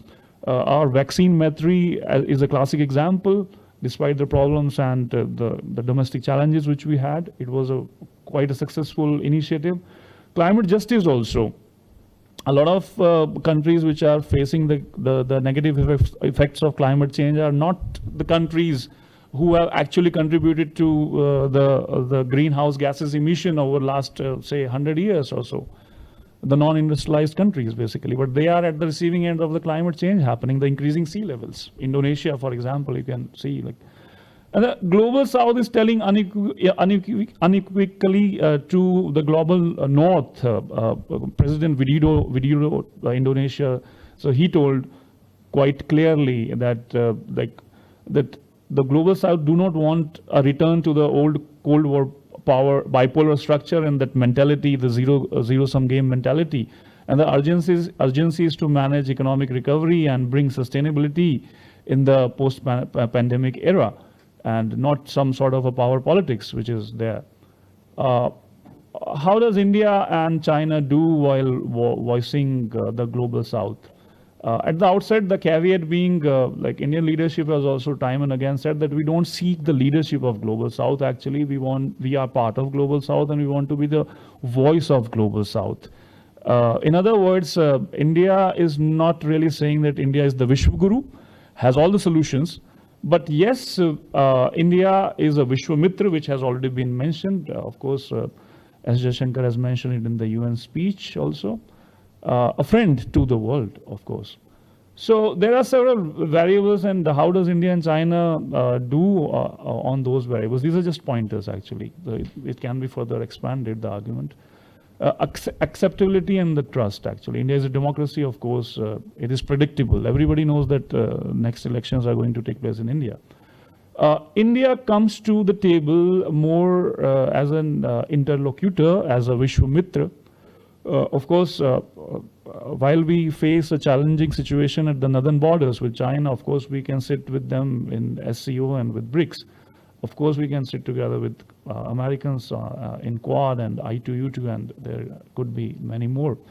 China is a party state, which is becoming increasingly unpredictable. Xi Jinping's contribution in making Japan, a pacifist Japan, in a militarist has already been highlighted in the morning. There are writings in Chinese which are doubting the idea of global south and calling it a US ploy and making a clique. These writings are there recently, particularly at the time when India was organizing the Voice of Global South online summit. There are debt issues, of course, with BRI projects and others, and of course there are territorial conflicts with neighbors, be it the land border with India, be it in South China Sea. Relation with the global north.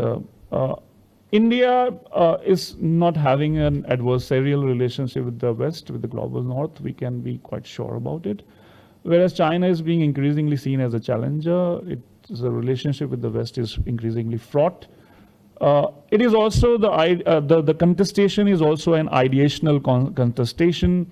How do we do when we talk about, when we ideate about new initiatives and ideas?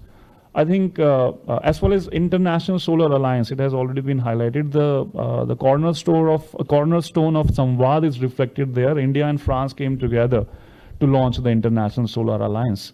And that is the key. Whereas BRI, if we compare, actually BRI is an initiative which a leader goes and announces there, and then like everybody is expected to toe the line, perhaps. India didn't join BRI, whereas India joined, was quite positive about the Asia Infrastructure Investment Bank, because India was consulted on that, but on BRI, those consultations perhaps were missing. In stark contrast is the International Solar Alliance, which is actually a product of Samvad or a dialogue, a discussion, like India and France came together, and then of course, like other members are joining it. Of course, life or the mission lifestyle for environment, like the idea of Vasudhaiva Kutumbakam, does it compare with community of common destiny? But China seems perturbed when India is talking about Vasudhaiva Kutumbakam. There were voices that they should not be included in the G20 declaration and so on and so forth. Of course, India played a key role in voicing the Global South in January by organizing the online conference, then in June proposing the inclusion of African Union and inviting the African Union to the table, and of course making actually G20 more of G200. China, on the other hand, is seen proposing a sort of G2 with USA. That is there. Soft power, a lot has been discussed, what India has to offer. Currently, it could be one of the things. Actually, there are more than 200 Indian origin people occupy leadership positions in 15 odd countries, and over 60 of them are holding cabinet positions. International Yoga Day is also a classic example of soft power projection. On the other hand, we have this, just a comparison. The Chinese proficiency competition is a global competition organized by the Ministry of Education, China. Every year, it's in its 22nd edition this year. China ends up spending a lot of money. The exact estimate is not available, but then a lot of money is spent in organizing country-specific competitions, and then choosing selecting the winner, and then sending them to China and organizing a huge TV show around this event, and then they end up spending a lot of money for that. On the other hand, we have International Yoga Day. I think it started in 2015, 7-8 years old, but then it brings up, it combines various elements of soft power together. In the conclusion, of course, the international order needs reform to reflect the requirements of Global South. There could not be any second thought about that. There is an opportunity for the Global South to lead the agenda now, with G20 being the case, the presidency being going to India from Indonesia, and then slated to be offered to Brazil and South Africa next. So there is, of course, the Indonesia and India have set the ball rolling for the Global South, and going ahead, there needs to be a lot of pragmatism, patience, diplomatic ingenuity, and hard work. And China is going to remain there. We can't change our neighbors, of course. We do have some strengths. Let's work on them. Thank you.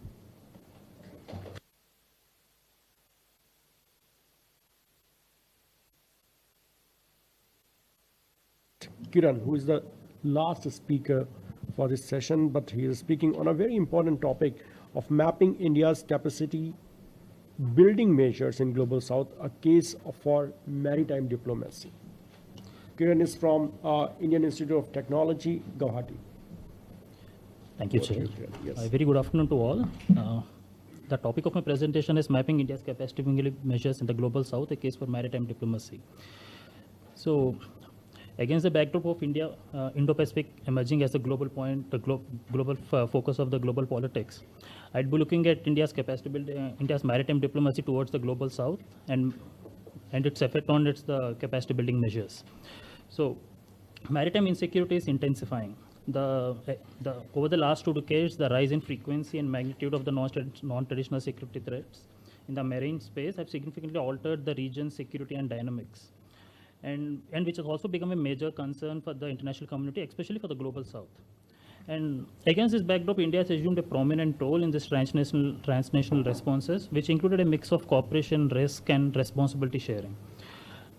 As such, these joint partnerships and initiatives with the Global South countries have consistently been part of its wider efforts in the Indo-Pacific. So, looking into, the Indo-Pacific is characterized by the strategic competition of the great power rivalry. We have seen the US, China, and even the ongoing Russia-Ukraine conflict, which has actually diverted the attention from the perceived issues and concerns of the Global South countries. Not only being marginalized by the globalization and the capitalism efforts, the Global South countries have also need to put up with the negative consequences of the non-traditional security threats in the maritime domain.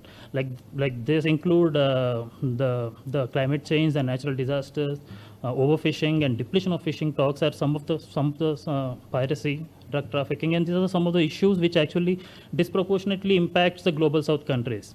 And there has been a visible failure of the global order and the Western-led institutions in addressing some of these issues. And much of the focus of the countries has been to gain competition has been for the gaining influence with the Global South countries. And against the Indo-Pacific gaining currency and getting increased attention in the global politics, the Global South countries actually expect their primary interest in the maritime domain to be taken up and address the issues and concerns. And one of the major mistrusts of the Global South countries has been the inconsistent engagement of the regional and the global powers, and somehow not matching the rhetoric with their commitments. And what makes India as an Indo-Pacific power, which actually could look into some of the leadership positions of the global South countries. India's geopolitical status and positionality, which it has maritime partnerships, maritime initiatives, and which played a vital role in the maritime governance in the Indo-Pacific. And over the last 2 to 3 decades, there has been an unprecedented shifts in the geopolitical configurations of preferences of India. We have seen from non-alignment movement and then more focus on the land borders and military isolationism. From this, India has risen to over the last 2 decades, there has been a significant naval dynamism which is exhibited. And among its military partnership, it is the maritime partnership and initiatives which found more prominence. And also, it has been an active player in regional multilateral forums and initiatives like the IORA, Indian Ocean National Symposium, and like it has been mentioned, the International Solar Alliance and the CDRI.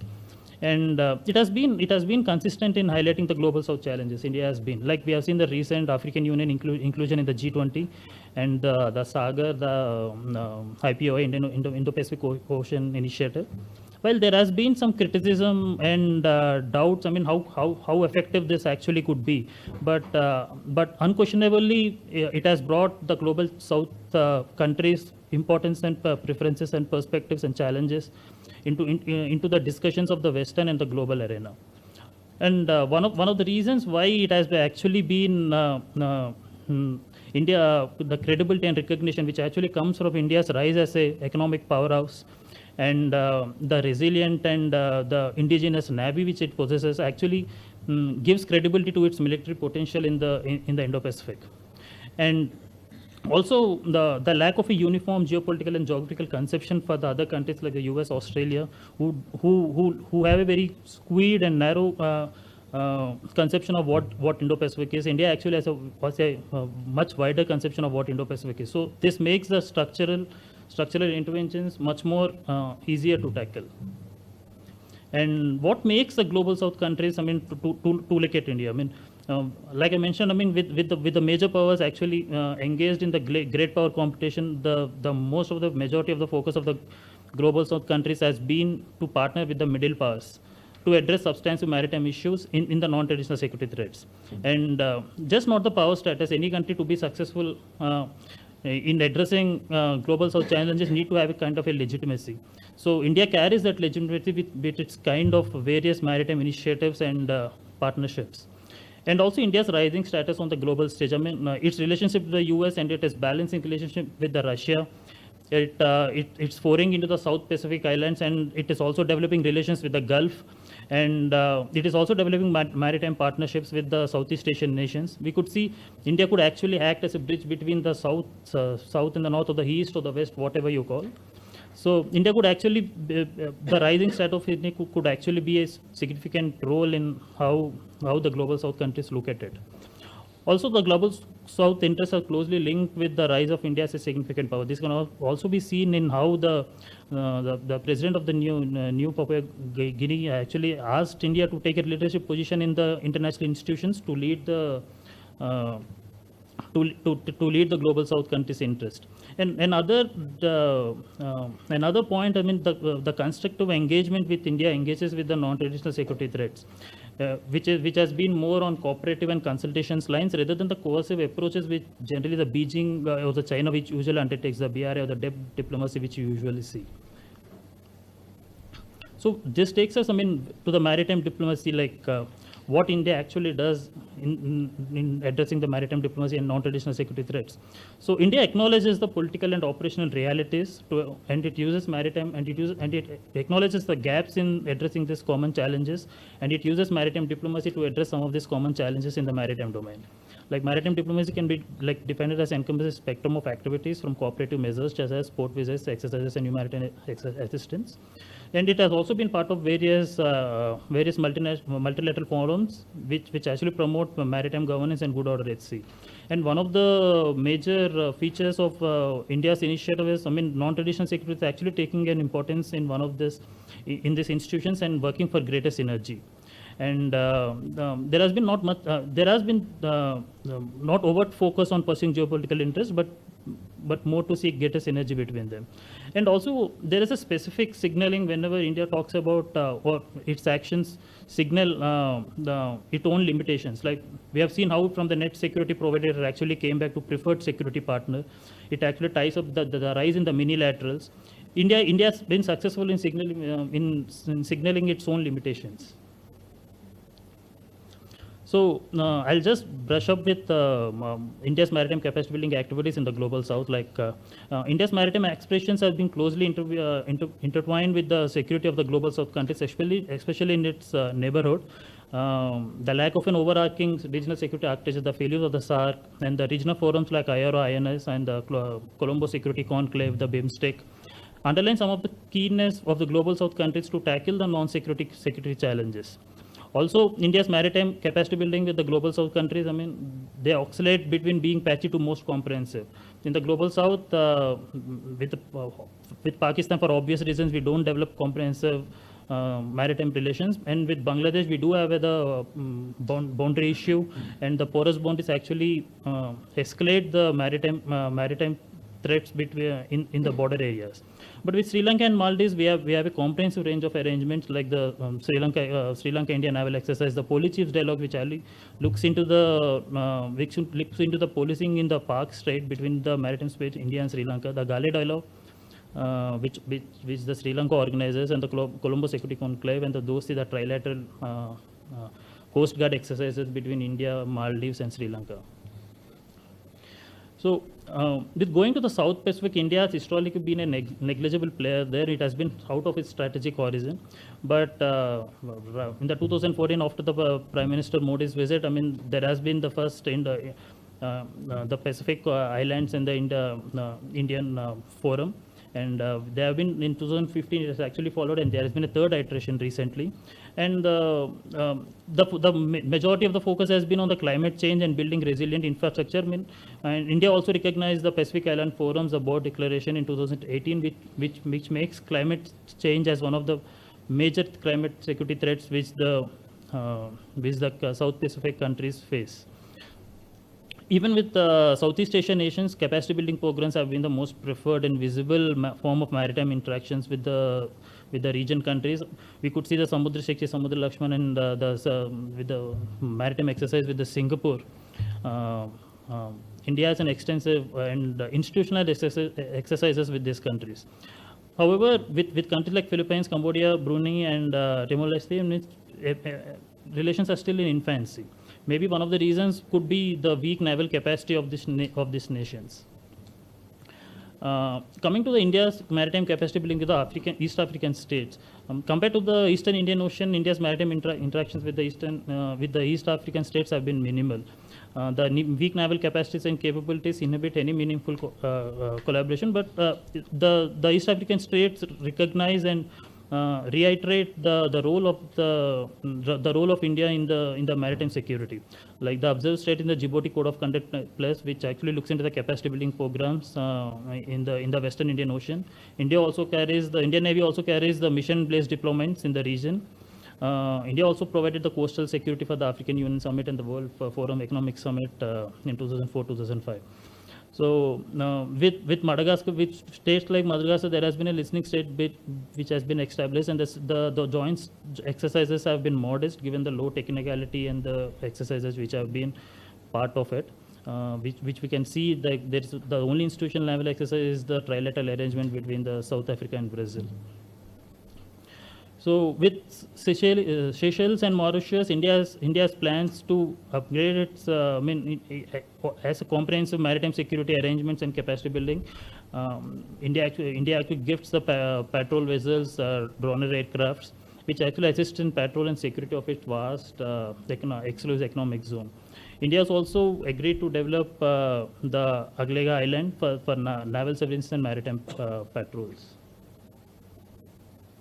So some of the observations which I would be looking at, did India truly develop an Indo-Pacific approach in its maritime interactions? I mean, the interactions in the East Asia and the Pacific and with the Southeast Asian nations actually tells India is trying to become a true Indo-Pacific maritime role in the region. And coming back to talk about, the capability building versus capacity building versus the capability enhancement. Rather than capacity building, more focus of India's have been on the capability enhancement, like joint exercises, training, and information and intelligence sharing. And there has been a lack of capacity building in maritime law enforcement. Law enforcement agencies. Navy's primary duties is warfighting, developing warfighting capabilities. But we do have the maritime law enforcement agencies like the Coast Guard and other maritime security agencies where the capacity building is still lacking. Among the Indo-Pacific countries, India's Coast Guard exercises and Coast Guard MOUs with just 8 countries. Also, the coastal and island countries in the immediate neighborhood and in the Western Indian Ocean still dominate the Indian Ocean capacity building activities. And somehow the idea of an holistic maritime security has largely been rhetoric. Previously focus has largely been on drug trafficking, piracy, and maritime terrorism. And though we have institutionalized mechanisms to cooperate on this non-traditional security threats, somehow those have not comprehensively evolved into intergovernmental mechanisms. So there is a need for the global South countries to legitimize their experiences and expertises, and not to be imposed with the Western or the global power ideas or norms or interest on them. And also there has been considerable challenges in institutions like ICWA and Indian Ocean Naval Symposium. Like there has been funding issues, and also the symposium doesn't the symposium doesn't actually take into account of the geopolitical issues in the region. Also, there has been, need to ask if rule-based order or the international law actually benefits the global South countries.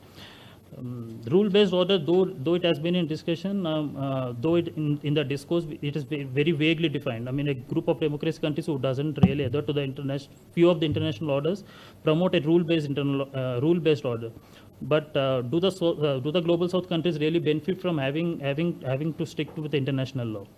And we have seen how the Horn of Africa has actually has been militarized due to the piracy issue, and there could be strategic consequences in failing to address non-traditional security threats.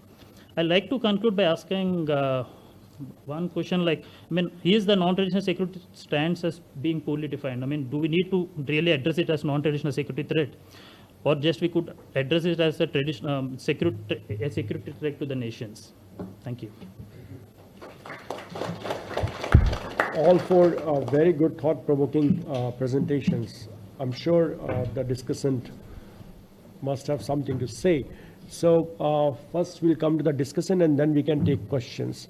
Who all are the discussants? You are the one. Yeah, please. Congratulations to all Please the be brief. Yeah, to all the speakers. My first point is for Purnima about technology diplomacy. So I think you missed one of the key points, that there's competition between India and China, especially in the global South, for enhancing their ties based on by leveraging their technological advancements and by providing technological infrastructure or improving their capabilities. But the difference I see in their approaches is with respect to China, it's mostly economic. They try to integrate it into their economic model. Let's say by building the infrastructure, taking advantage of it. So it's much more beneficial for the Chinese side maybe, and it's a prospective idea for the target states, the smaller states in the South, global South. But on the other hand, Indian side tries to focus also on mutual benefit, but especially capacity building such as training and human resource development. So how do you see that thing affecting India's technological diplomacy, especially with respect to China? And there's a key point that when India, I think if I'm not wrong, was trying to provide technology fund to ASEAN, there were no takers for that fund because, I don't know, maybe because of Chinese competition in that area or the presence of many MNCs from Chinese side.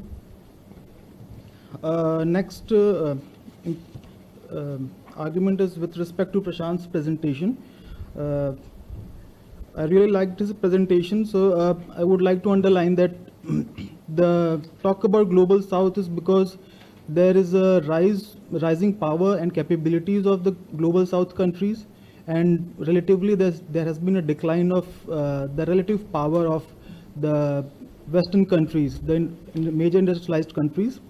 So also in this context, there is no common idea which binds all the countries in the global South. It's not a very cohesive idea. So it's important to understand that at what level are the ideational factor is playing a key role in this. So what is the difference between India's perception of, or what is the role of India's engagement with the global South in shaping or in forming a cohesive identity of the global South? And how does it contrast with that of China's approach towards the global South? Thank you. Thank you. Yes. So first of all, I would like to congratulate all the panelists for such an interesting presentations about India's solidarity, and because ultimately India, because of its size and economy and its diverse culture, we will ultimately have to take an enhanced role in representing the various interests of the global South. So I have two questions, one for Purnima and one for Shayantan. So Purnima, this is sort of like related to technology diplomacy, but slightly out of the presentation that you did, but I just want to know your views or like whatever your research has said. So if you would know, like, you know, specifically in the realm of technology, there's always this hotly contested idea of intellectual property. And there is an entire, you know, legal framework which also has its own politics running around it, right? For example, if we all know, right, there was this specific news article where someone in the US tried to patent, you know, basmati rice. So just an example. So given, like, India, of course, would like to have a of a framework around intellectual property, which would be open. But at the same time, I think it also leads to these, you know, instances where due credit to a certain global south country, could be India, could be Sri Lanka, or anyway, there could be a situation where, you know, where the global north might, you know, appropriate their developments, whether it's, you know, technological or any sort, and then, you know, subsequently those developments could, you know, be gate kept and paywalled. So I was just curious as to how can India, you know, contribute to this, to these politics, to make sure, you know, that the technological diplomacy, because ultimately I think knowledge sharing is important for, you know, the benefit of mankind in general. So I was just curious about your views and what your research says on that matter. To Shantan, I think you covered almost every topic about IORA. I was just curious as to what exactly is IORA, what does it say on climate change? Because you have mentioned all the topics in general, but I think the, like, contextual developments, you know, like climate change, or could be, you know, anything perhaps future, we could be looking at, you know, like refugee issues in the future because of climate change, etc. So I was just wondering, where exactly does IORA talk about that? Thank you. Anyone else? Yes. Yeah. I'm from Central University of South Bihar. My name is Dharmendra Kumar. My question is how India can stay away from China's Thucydides trap, because China's aggressiveness not only can be seen in the border area, but also can be seen in ocean. So if we look in the history, मतलब कि मैं ये कहना चाह रहा हूँ कि जैसे 1941 के वॉर के टाइम इंडिया को सपोर्ट किया रसिया ने.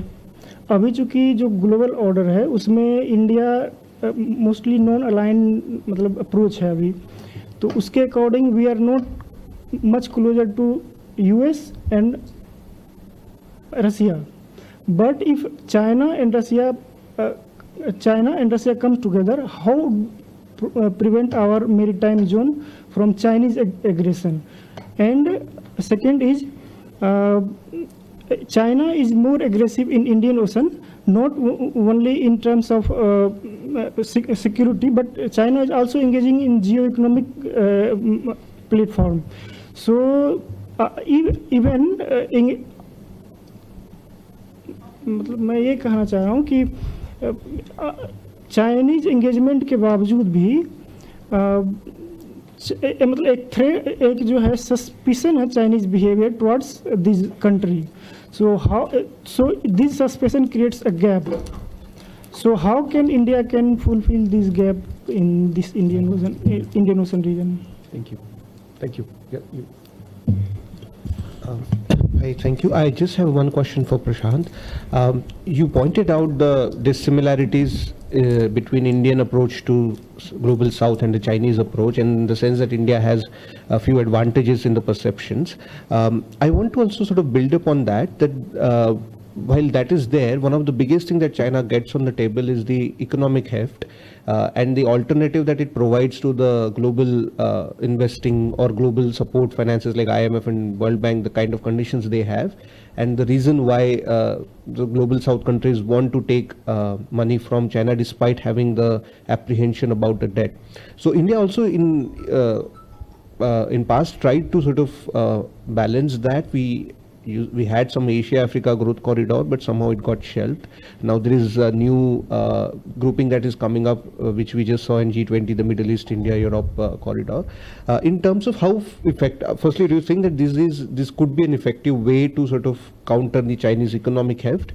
And if not, then how do you think that despite these advantages, will India still be a perceived leader? Thank you. The second last and the last. Thank you, everyone. I have two questions actually. First question is for Purnima ma'am about technological diplomacy. Regarding technological diplomacy, India is developed for developing countries or third world countries or South. But we are not developed for developed countries. We are still developing countries. So we don't have that much technology which we can share. We have technology in space. We have technology like generic medicine. Still we have taken from that. And India share doesn't means we don't have that much to share with these developing countries. We send technicians, we can't send technology actually. So for me, like in diplomacy, what we can share them for global South.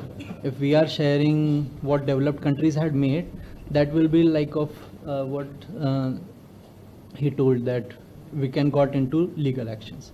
Another area for everyone is we are young scholars and we are talking about polls. So there is also an academic poll which gives us power to define what terms and what terminology we can use. For example, still today we are using terminology like Middle East, which is West Asia actually for us.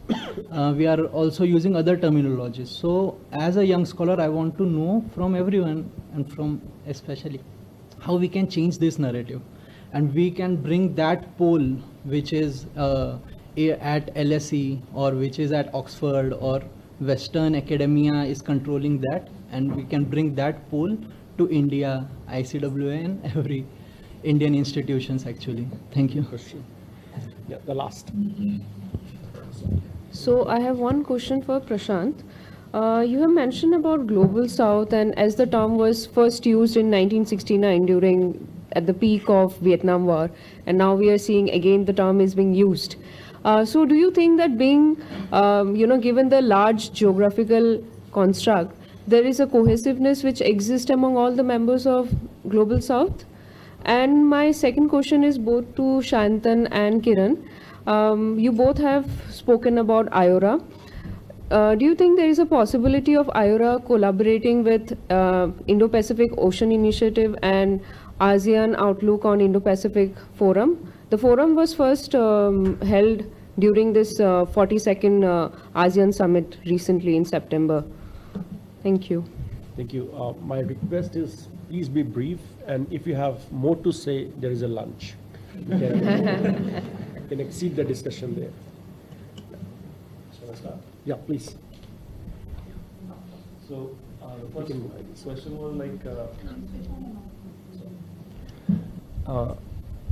about India's role and China's approach, right? Of course, as I already mentioned, Global South is more about the feeling actually, identifying with the same kind of problems and challenges which are there. Of course, the terminology, if we talk about, like, of course, the third world was there, right? The term third world, then of course the Global South. So it is not so much about the term, but it is more about the problems and the challenges which these countries have been facing, be it the underdeveloped or the least developed or among those, right? India has been there like sixth in the 1940s, late 1940s, but still not in the league of developed nations. So that is one thing actually which goes, that it is more with the identification of the problems and the challenges which are common across these countries, which provide them a cohesiveness, which is perhaps not geographical, but otherwise it is definitely there. So China, as far as that's identifying or accepting that terminology is concerned, or identifying itself as a member of Global South, China has been more of an advocate of the term the third world actually. But of course, recent writings which are there, more so when the US is trying its best to take away the developing country status from China, it has a lot of implications in WTO because of the differential and preferential treatment which developing countries get. So the US attempts to take away that status from China. China's growing economic heft is one of the reasons behind that.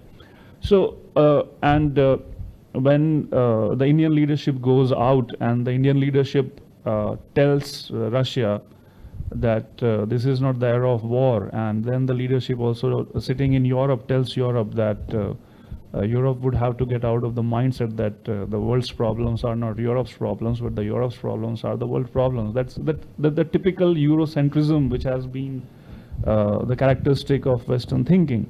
That is something which enhances the acceptability of India as the voice of Global South. When India talks about that the challenges and the problems, the post-pandemic recovery, the human index, the human development index, these are the key challenges, core problems which need solution, not bipolar or like a Ukraine invasion. It is more of the access to grain which the Ukraine is producing, the access to Russian energy which is there, which is the requirement of the Global South. So I think that is where it comes, like acceptance and the term, of course.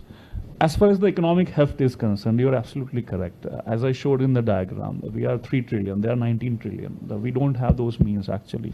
But as C. Rajamohan, Dr. Rajamohan also talked about in the morning actually, but what do you do with that kind of money? Do you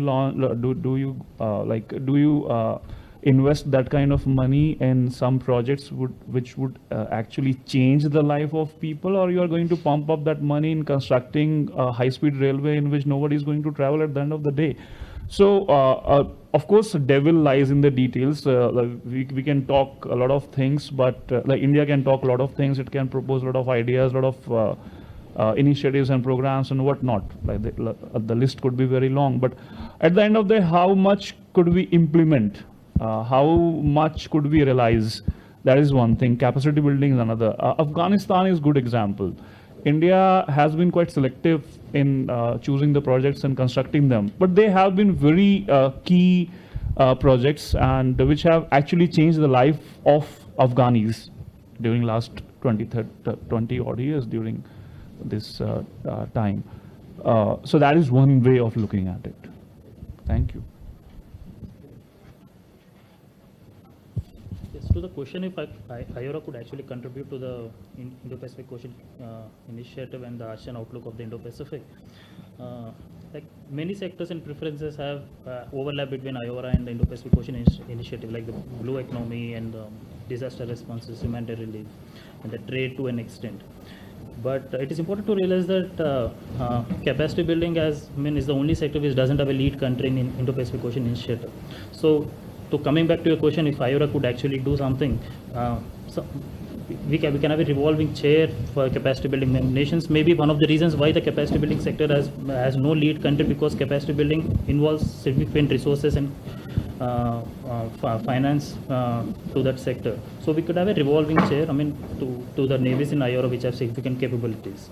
And to the question to the ASEAN outlook of the Indo-Pacific, if ICWA could contribute, India, ASEAN outlook, the central point is, the nations subscribe to the ASEAN centrality. The non-regional security threats actually, we use ASEAN institutions to address the non-regional security threats and the issues in the region. So in the sense, it plays, to what preferences state take, to the ASEAN centrality or to the ICWA, which I think is a non-negotiable for the ASEAN states. So yes.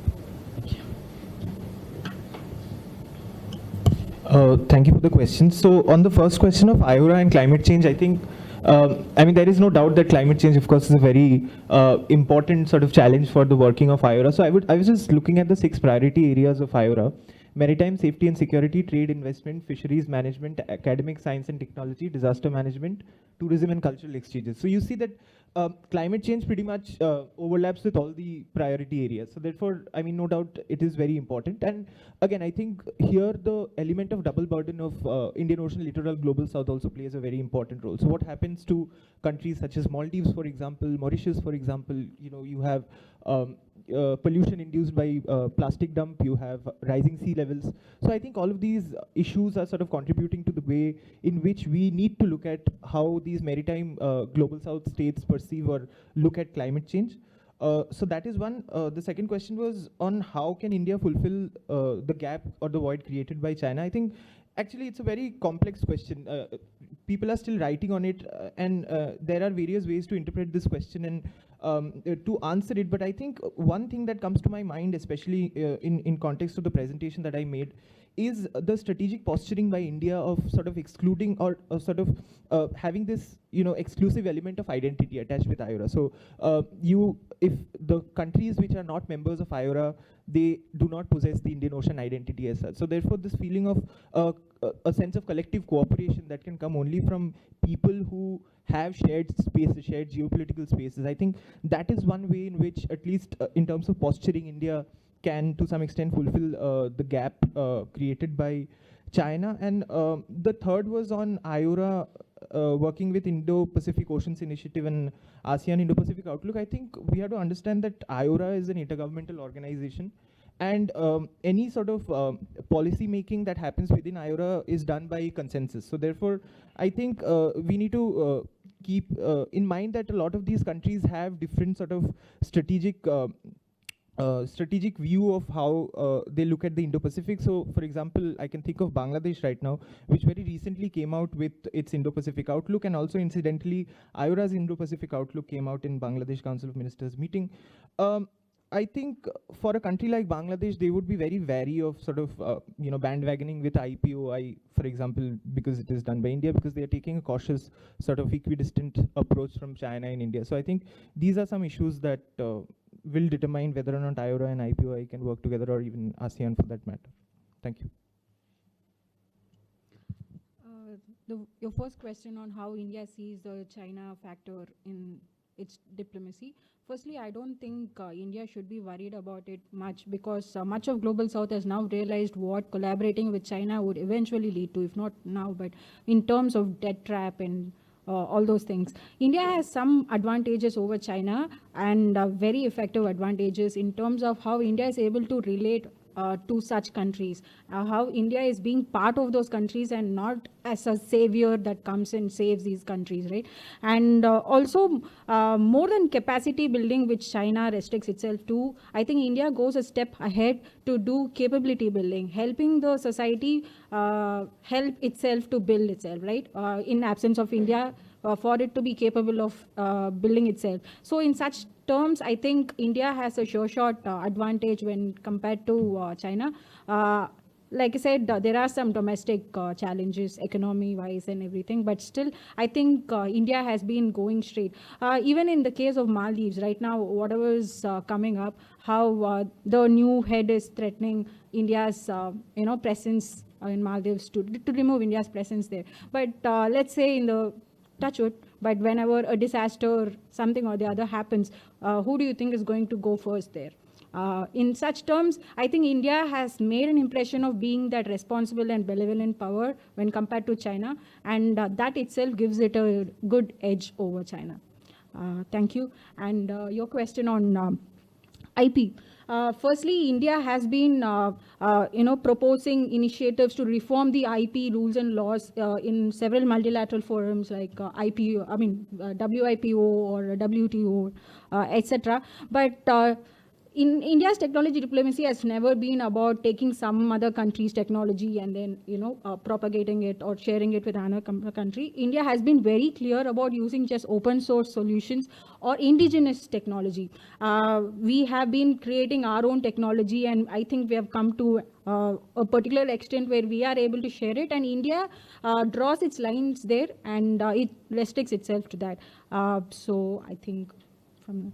And your thing on how much India can give, again to that, I think it's unfair to say that India has not much to give to at least those countries of the Global South, because whatever we have, some of those countries do not even have the basic things. And India's technology diplomacy has more so been in terms of infrastructure development and some basic things, skills and entrepreneurial self-reliance things that India has imbibed over the years. I mean, we have survived sanctions all by ourselves, and I think we are a pro at self-reliance right now. So to an extent where we put into such sort of eventualities. I'll say, take in terms of ISRO and DRDO. I'm not talking about the military aspect, but they have developed a lot of non-military technology, say agriculture-wise or even IT, cybersecurity-wise. And these are the things that India is ready to share and ready to help the other countries to imbibe such technologies so that they can proceed. Thank you very much. I would like to say something.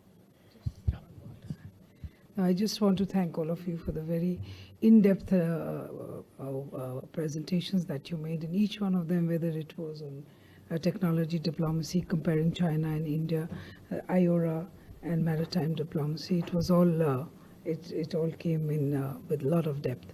I just wanted to mention one thing. It is that, India's approach towards working with other countries. When the developed countries work, it's a donor-recipient country relationship. But when India works, we come as a development partner. So in other words, we engage with countries, with whoever we are working, whether it's in capacity building or whether it is in any other supportive project. It is a development partner working in accordance with the priority of the country you're working with. So it's that country driven, not India driven. So that is one unique feature of India's approach when it works with its partners. You mentioned Afghanistan. I have worked in Afghanistan. I was very much there. And I do know that dollar for a dollar, India's $1 went far beyond than a dollar of any other country. And the kind of impact India made in Afghanistan is still something which is, I'm glad you recognize it. So broadly, this is it, that we are a development partner when working with other countries. And on the maritime, you have some, in IORA, you have Dr. Nivedita Ray. She just come back after a meeting. So over lunch, I'm sure all of you can have a good discussion. Thank you so much, Professor Tripathi. Yeah, thank you. Just before concluding, I have a couple of remarks, and not anything related to the presentation in general, but because somebody mentioned you mentioned about the publication plan. I think three things will be very, very important, and I would like to see very good papers in this edited volume. First is how are we going to define Global South? I think there are three clear perspectives right now evolving on this concept. One, definitely from Indian side, there's a Chinese understanding of the Global South, and there's also the Western understanding of the Global South. I think that somehow need a little bit of reflection in the introduction itself, and that will strengthen, the idea, the entire objective of this conference. I think the second, and this is to all the young scholars, about conceptualization. When your paper were empirically so strong. In fact, if I would have been at your age, I don't know whether I would have presented such an empirically strong paper. But conceptually also, like the idea of Global South, maritime diplomacy, all these are concepts. It's also require a little bit of attention from your side. And that's also very important when somebody said, why only Oxford, London School of Economics, why not we, where are we? I think that's also because what Professor Raja Mohan was saying in the morning. He was my senior, but even when I was in my PhD, IR as a subject was not given so much of priority. It was not being regarded, and somewhere down the line, the Stanley Hoffman's statement about IR as an American social science somehow has taken a very a deep impact on IR scholarship. But if you look at recently, there are attempts to conceptualize, like I would say this idea of world as a one family. This is also a concept, look at the international order in a different way. Don't look at merely from the political perspective. It has a conceptual theoretical understanding. Also about the Gandhian idea of the international system, the idea of climate change, the idea of inequality. Gandhi has also discussed like the greed, human greed. He has also discussed about imperialism. So we discuss imperialism mostly from the Marxist perspective, but Gandhi was also talking in terms of imperialism from a very, very different perspective. So I think there are very strong, ideas present in the Indian traditional thoughts, recently Amitabh Mattu has came up with a book on taking a lot of things from Mahabharata. So I think there are attempts, and we need more such conferences, and I think ICWA has to play that role by bringing scholars, young scholars, and encourage them, promote them to conceptualize some of these things. This is very important. This is the way out. Thank you. Thank you, ma'am. Thank you so much, Chair, and our speakers for an insightful sessions. I do understand there are unasked questions and unanswered questions which can be discussed over lunch. We will now quickly distribute our certificates of participants to our scholars. May I request Ambassador Vijay Thakur Singh, DG ICWA, to kindly hand over the certificates. As I call your name, could you kindly step forward and receive the certificate from DG.